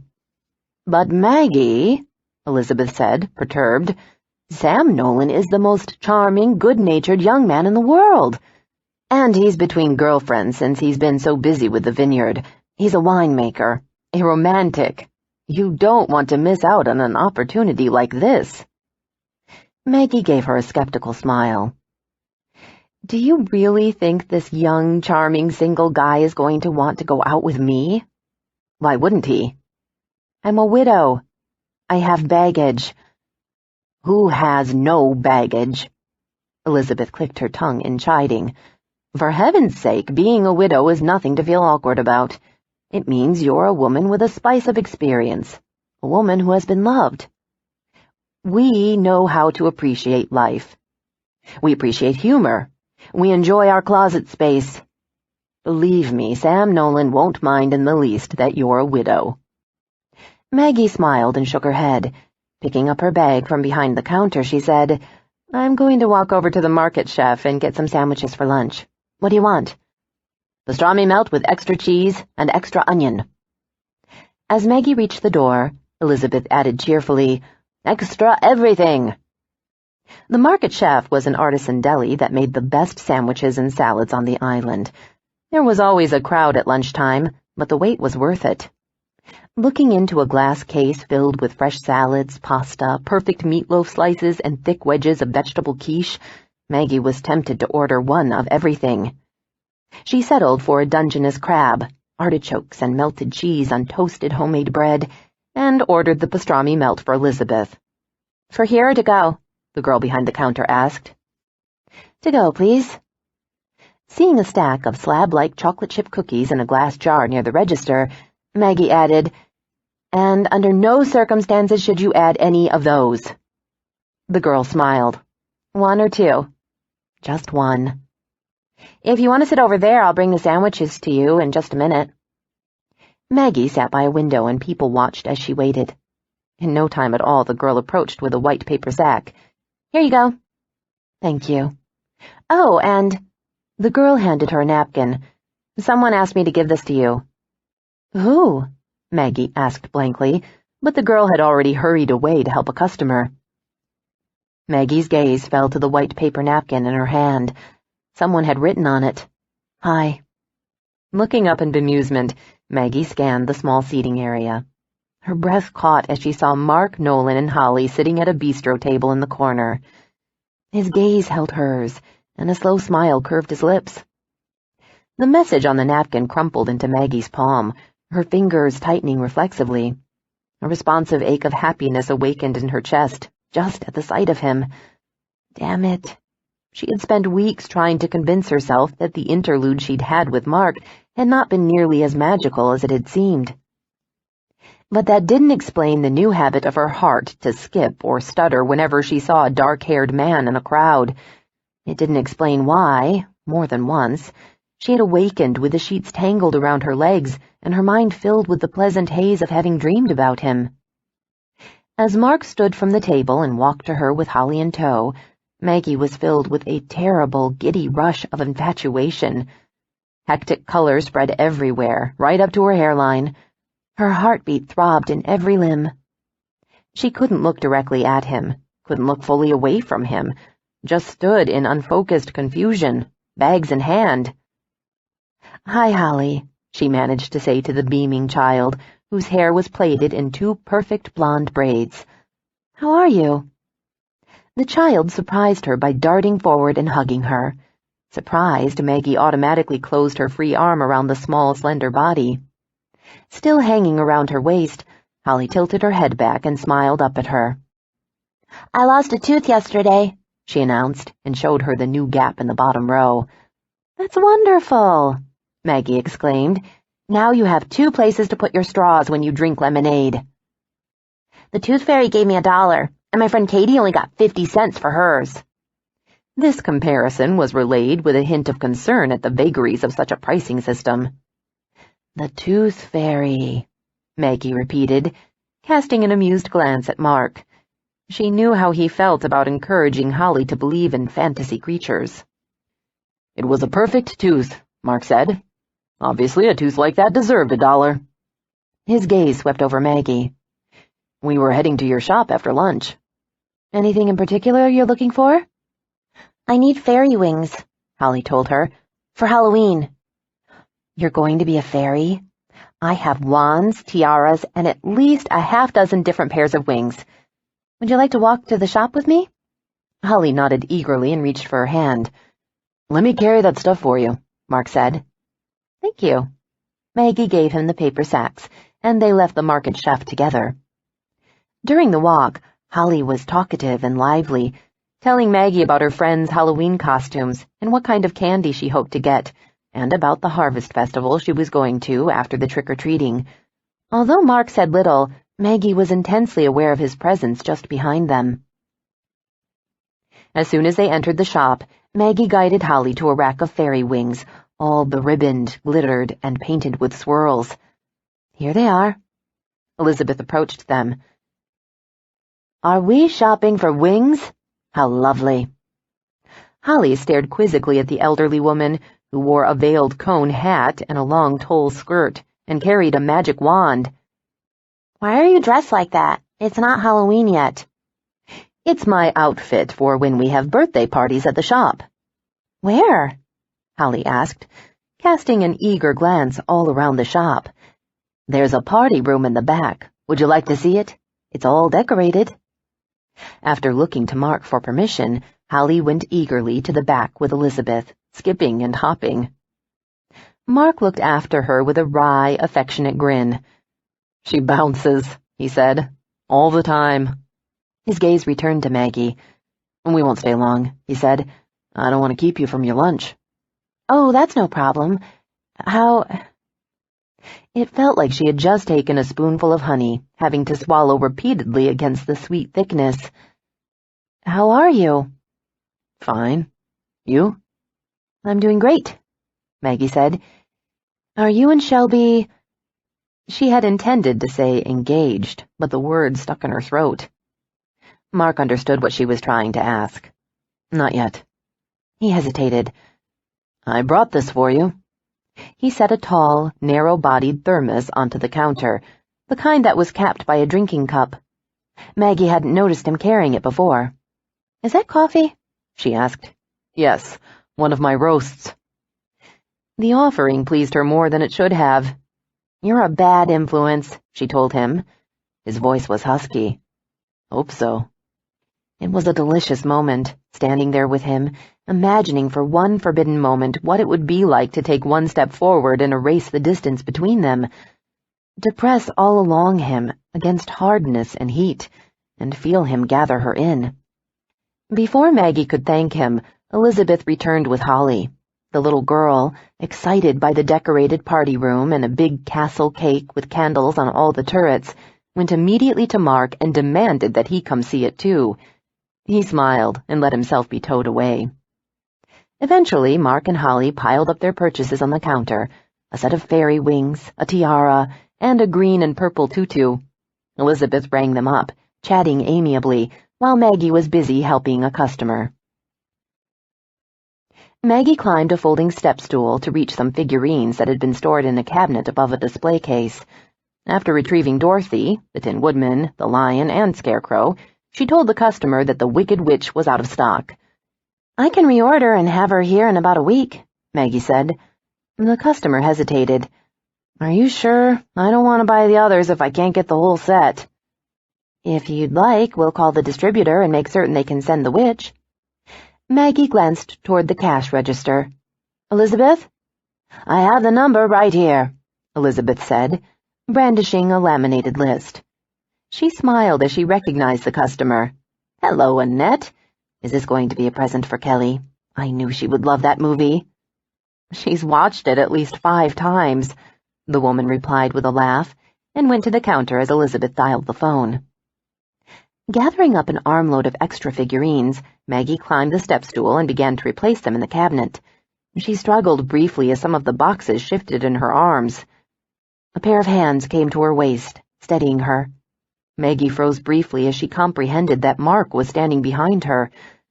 The pressure of his touch was firm, capable, respectful. But the warmth of his hand sank through the thin cotton layer of her t-shirt, and it sent her pulse rocketing. She tensed against the compulsion to turn in the compass of his arms. How good it would feel to sink her fingers into that dark, heavy hair and pull him closer, harder. "Can I put those away for you?" he asked. "No, I've got it." His hands lowered, but he stayed nearby. Maggie fumbled with the remaining boxes, pushing them blindly into the cabinet. Descending from the step stool, she turned to face Mark. They were standing too close. He smelled like sun, sea air, salt, the fragrance teasing her senses. "Thank you," she managed to say, "and thanks for the coffee. How will I get the thermos back to you?" "I'll come back for it later."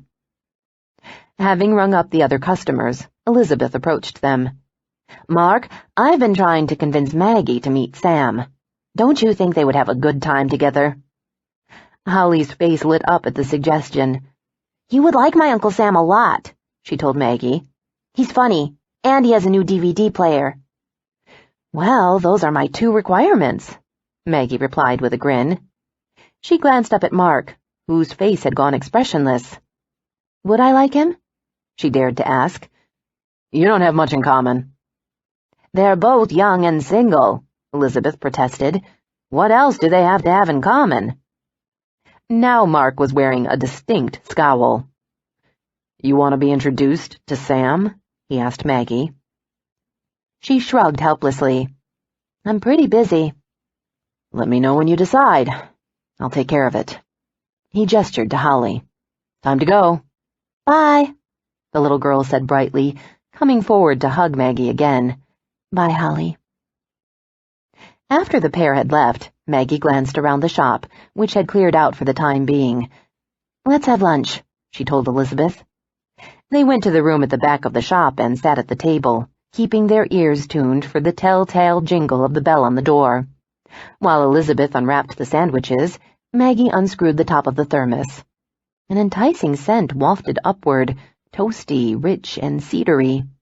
Maggie inhaled deeply, closing her eyes to concentrate on the heady fragrance. Now I understand, she heard Elizabeth say. Maggie opened her eyes. Understand what? Why you weren't interested in meeting Sam. A breath stuck in her throat. Oh, It has nothing to do with Mark, if that's what you're thinking. I saw the way he looked at you. He's involved with another woman. Seriously involved. It's not over till the I-do's have been said. And Mark brought you coffee. This was stated as if the gesture was of incalculable significance. It's probably the equivalent of Dom Perignon. Elizabeth cast a covetous glance at the thermos. Would you like to try some? Maggie asked, amused. I'll go get my mug. The brew was already creamed and sugared, a flow of light steaming caramel pouring into their cups. Silently, they raised their coffees in a toast and drank. It wasn't just coffee. It was an experience. Smooth, roasted, buttery notes gave way to a velvet finish. Strength and sweetness, no trace of bitterness. It warmed Maggie down to her toes. Oh my, Elizabeth said. This is delicious. Maggie took another swallow. It's such a problem, she said dolefully. The older woman's face softened with understanding. Being attracted to Mark Nolan? He's off limits. But whenever I see him, even though we're not flirting, it feels like we are. That's not a problem, Elizabeth said. It's not? No. It's when it stops feeling like flirting that it becomes a problem. So go ahead and flirt. It may be the only thing that's keeping you from having sex with him.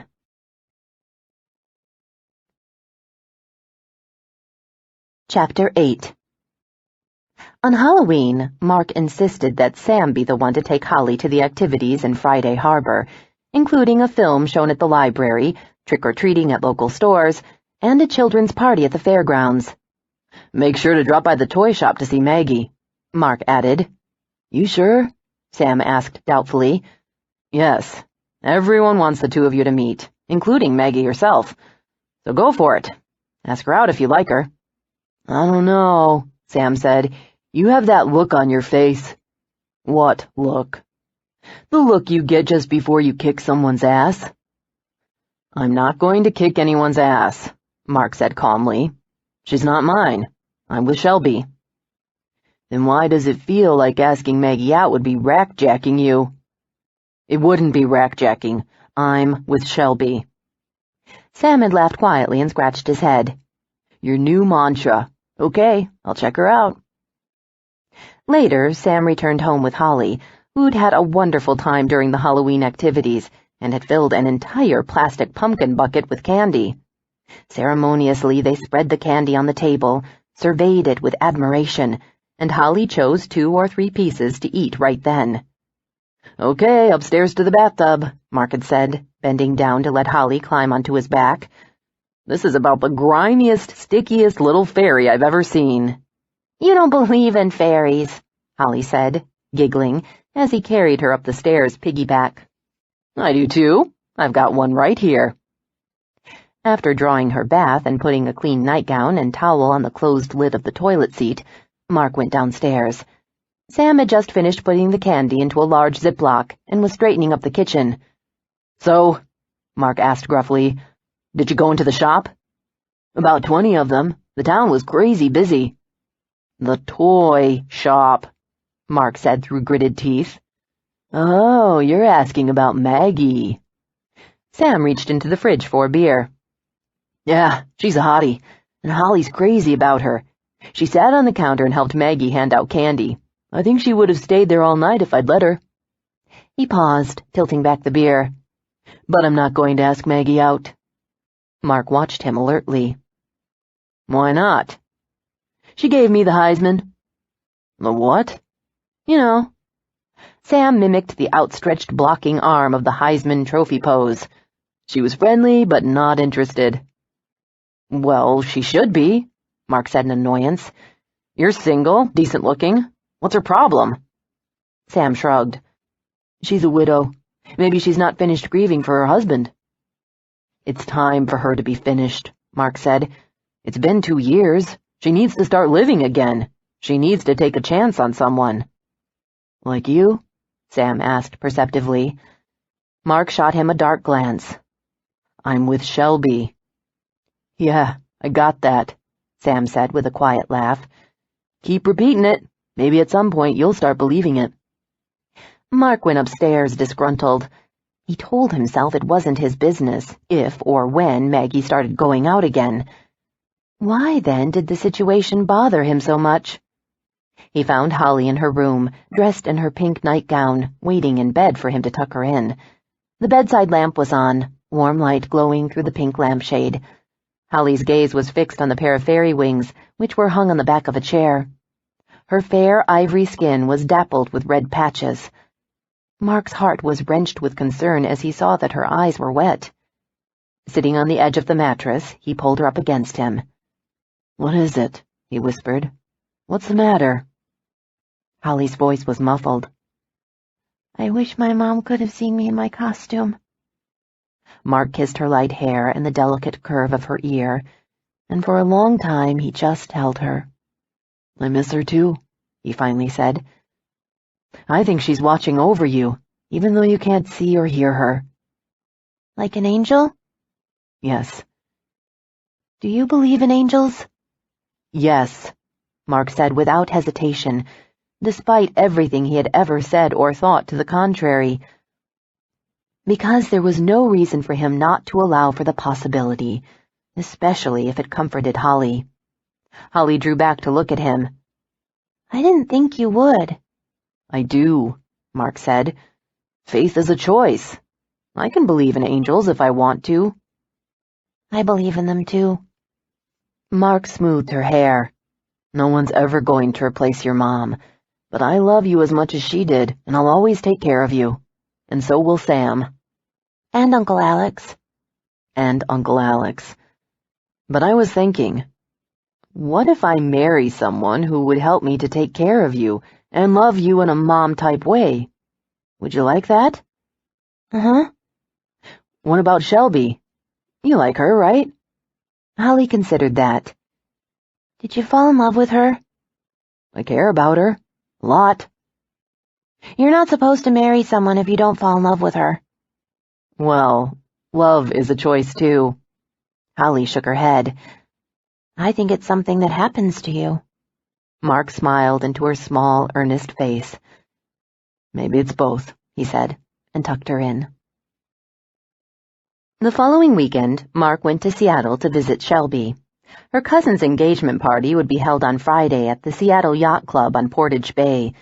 It was yet another step in the progression of their relationship, attending a family event, meeting Shelby's parents for the first time, and he expected they would get along well. From her descriptions, they seemed like decent, normal people. You will love them, I promise, Shelby had told him, and they will love you. The word love made Mark tense. So far, he and Shelby had not gotten to the point where either of them had said, I love you, but Mark sensed that she wanted to. And it made him feel as guilty as hell, because he wasn't looking forward to it.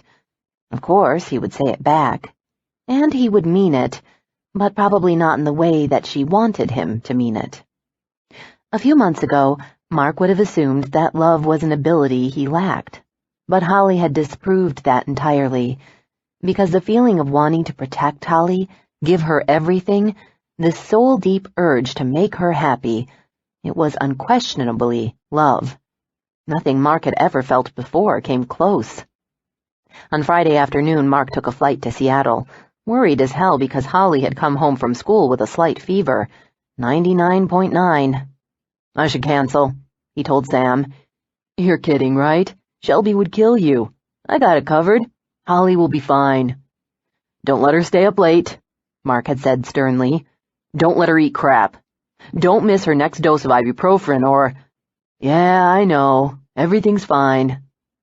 If Holly's still sick tomorrow, the pediatrician's office is open until noon on Saturdays.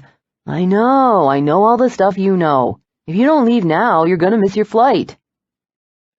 Mark had left reluctantly after dosing Holly with ibuprofen.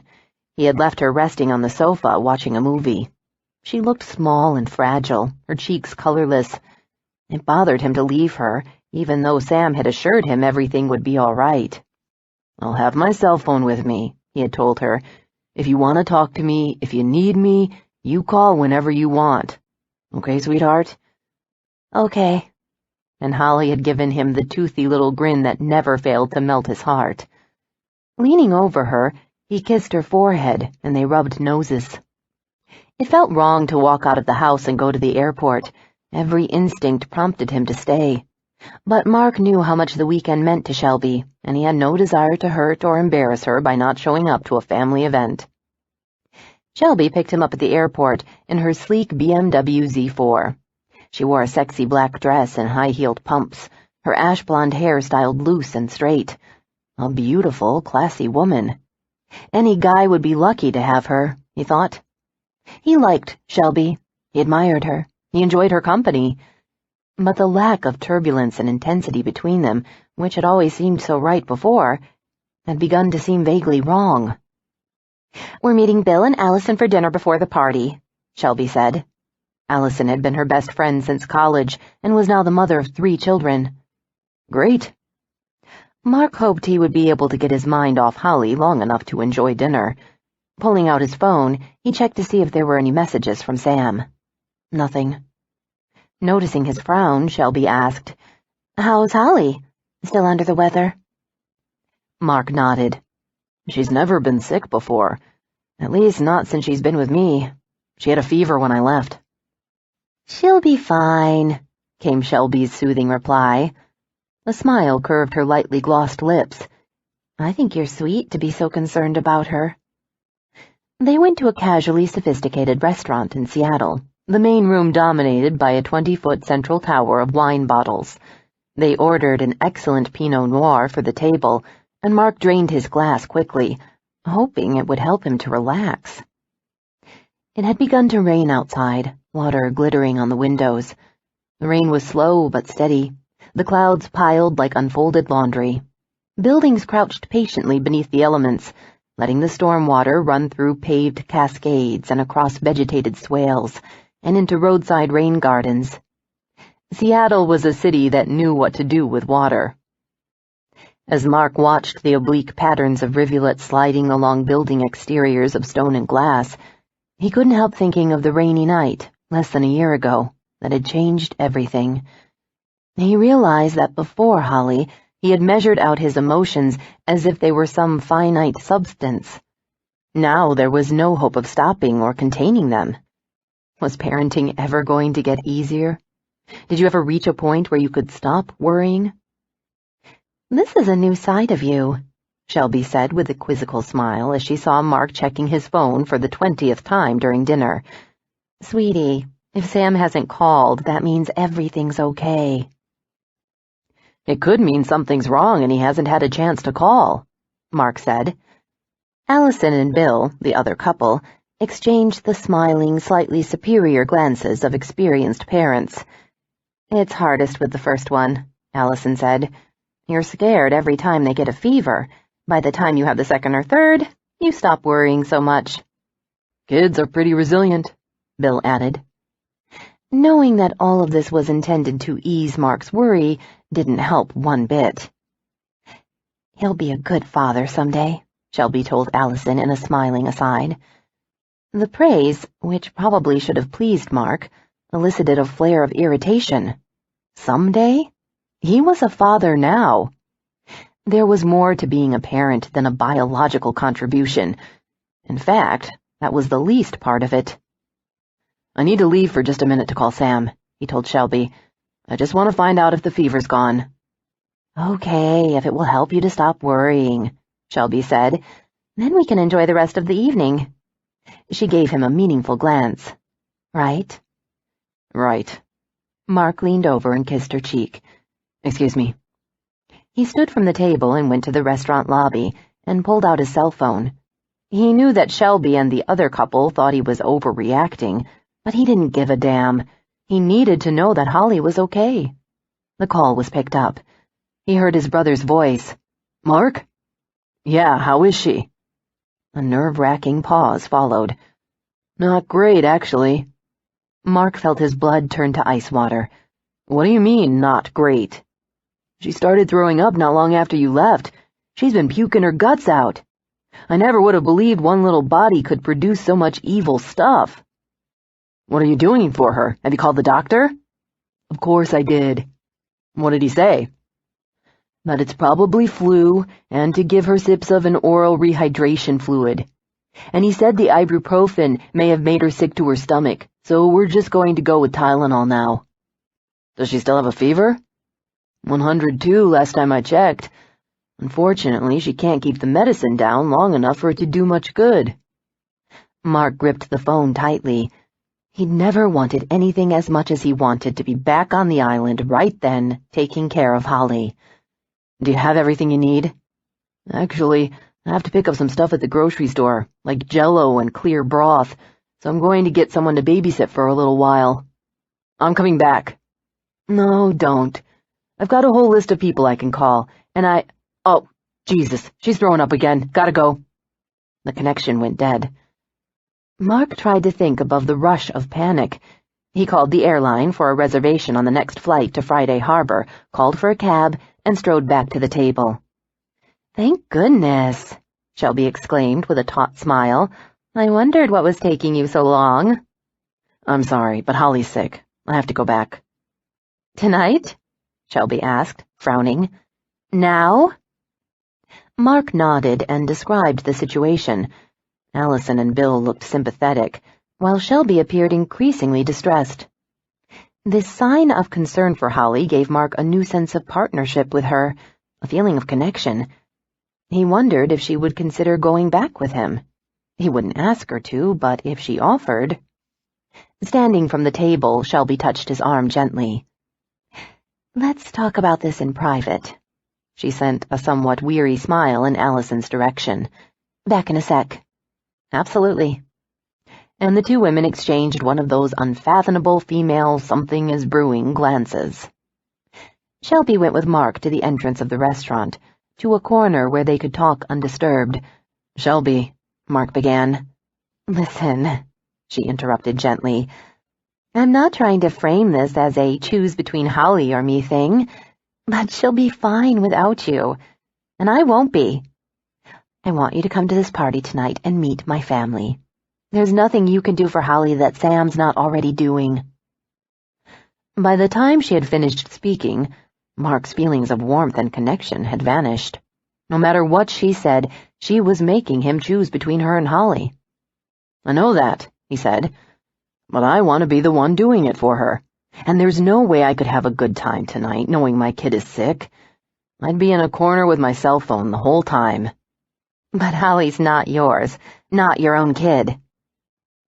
Mark looked at Shelby as if he'd never seen her before. What was the implication? That his concern for Holly wasn't valid because she wasn't his biological child? That he wasn't entitled to worry about her to this extent? It was often in small moments that significant things were revealed, and with that spare handful of words, his and Shelby's relationship had undergone a sea change. Was he being unreasonable? Was he overreacting? He didn't give a damn. His first concern was for Holly. As Shelby saw Mark's expression, she lifted her impatient gaze heavenward. "I didn't mean it to sound like that." His brain methodically rearranged the words into a more precise truth. She had meant it, despite how it had sounded. "It's okay." Mark paused, feeling the supportive trusses of their relationship being dismantled in this conversation. Every word a hatchet strike. She is mine, Shelby. My responsibility. Sam's too. He shook his head. Sam is helping, but I'm her only legal guardian. So she needs 2 grown men hovering over her? Mark replied carefully. I need to be there. Shelby nodded and let out a slow breath. Okay, obviously there's no point debating this right now. Should I take you to the airport? I called for a cab. I'd offer to come with you, but I want to be there for my cousin tonight. I understand.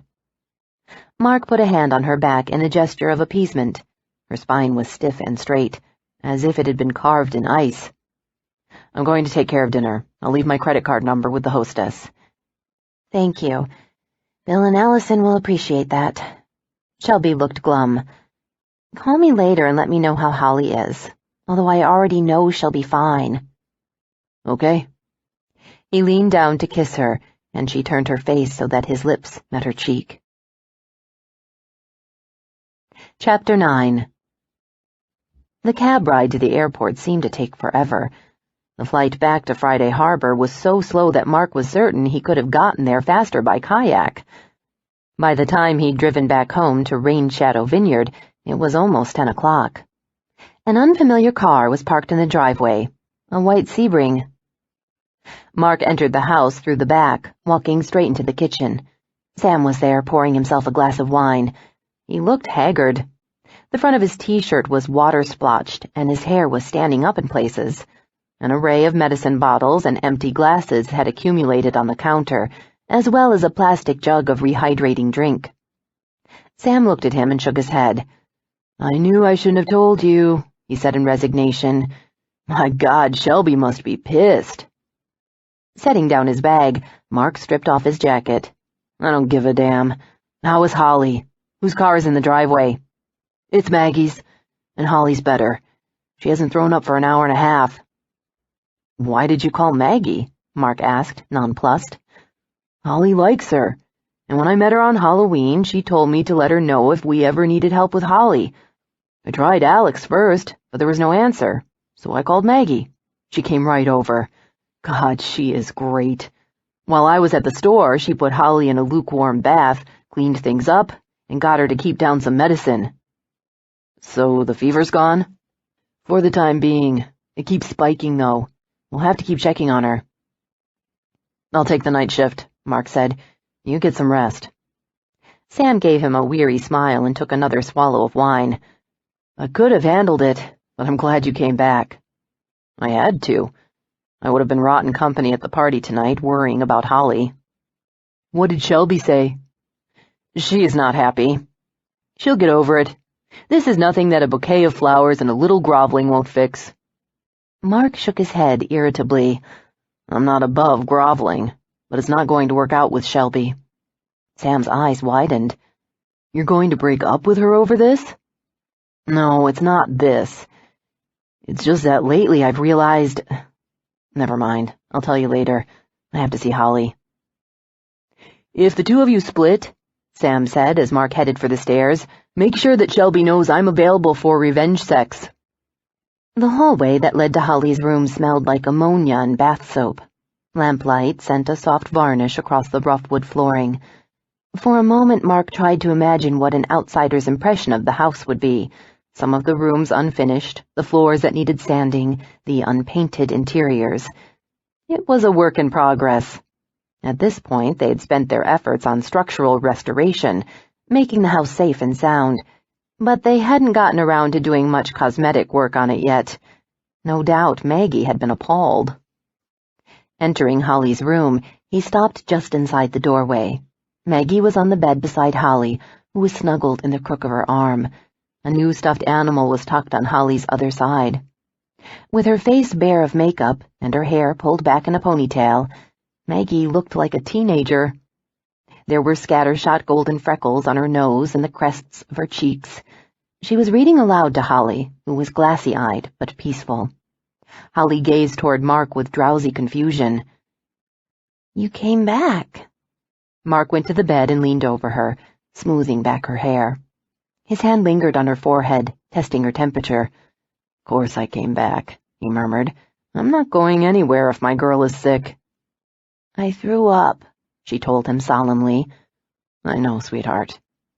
"Maggie brought me a new teddy bear and gave me a bath." "Shh, you're supposed to be falling asleep."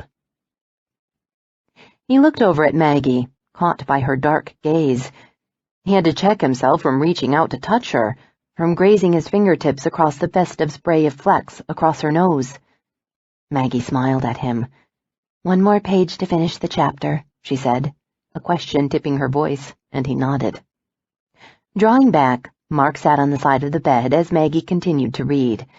His gaze fell on Holly, her lids heavy, her breathing slow and steady. Tenderness and relief and anxiety tangled in his chest. "Uncle Mark," the child whispered when the chapter was done. A small hand fumbled out to him across the quilt. "Yes?" "Sam said I could have—" She paused with a yawn. "A popsicle for breakfast." "That sounds fine." Mark lifted her hand and kissed it. "Go to sleep," he murmured. "I'll be watching over you tonight." Holly settled deeper into the pillows and dropped off to sleep.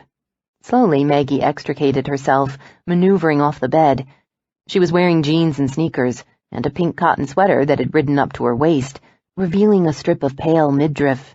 She flushed and pulled the hem of the sweater down, but not before Mark's gaze had flickered to an intimate flash of skin. They left the room together, turning down the lamp but leaving a nightlight glowing. "Thank you," Mark said quietly, leading the way through the dim hallway to the stairs. "I'm sorry Sam had to call you. I should have been here." "It was no problem. I had nothing else to do." "It's no fun, taking care of someone else's sick kid." "I'm used to sickness. Nothing bothers me. And Holly is such a sweetheart, I would do anything for her." Mark reached for her hand and heard her breath catch. "Careful, the floor's uneven here. We haven't finished leveling it." Her fingers folded, and so did his, their hands tightening into a compact and intimate sphere. She let him lead her to the stairs. "This house isn't much to look at," Mark said. "It's great. It has wonderful bones. When you're finished restoring it, it will be the most charming house on the island." "We'll never be finished," Mark said, and she laughed. "I saw 2 rooms that were beautifully finished. Holly's room and her bathroom. That says a lot." Slipping her hand free of his, Maggie took hold of the banister. "Let me go first," Mark said. "Why?" "If you fall, I'll be able to catch you." "I won't fall," she protested, but she let him precede her. As they went down the stairs, her voice descended on him like delicate falling petals. "I brought back your thermos. No thanks to you, I'm drinking coffee again. Although nothing tastes as good as the stuff you brought me." "Secret ingredient." "What is it?" "I can't tell you." "Why not?" "If you could make it for yourself, you wouldn't come back for more." A brief silence as she tried to interpret that. "I'm coming back tomorrow morning to see Holly on my way to the shop. Does that mean I get a refill?" "For you, unlimited refills." Reaching the bottom of the stairs, Mark turned and caught Maggie just as she began to stumble. "Oh!" she gasped and reached out for him, her body colliding softly against his. Mark steadied her, settling his hands at her hips.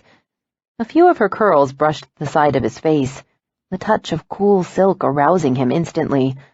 She was poised on the step, her weight still balanced on a forward pitch, entirely his to control. He was acutely aware of her, the warm, quick-breathing tension that he longed to soothe. "The banister ends before the last step," he said. One of the house's innumerable quirks that he and Sam had adjusted to, but it always caught visitors unaware. "Why didn't you warn me?" she whispered. Her hands were on his shoulders. So easily he could have urged her forward and kissed her. But he kept still, holding her in something that was almost an embrace. They were close enough that he could feel her breath stirring the air between them. "Maybe I wanted to catch you," he said.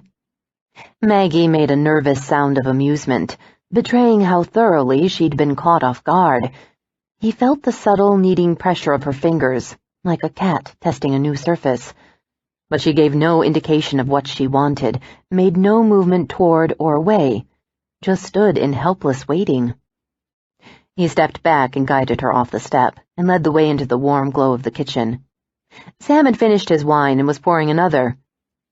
"Maggie," he said fondly, as if they had known each other for years.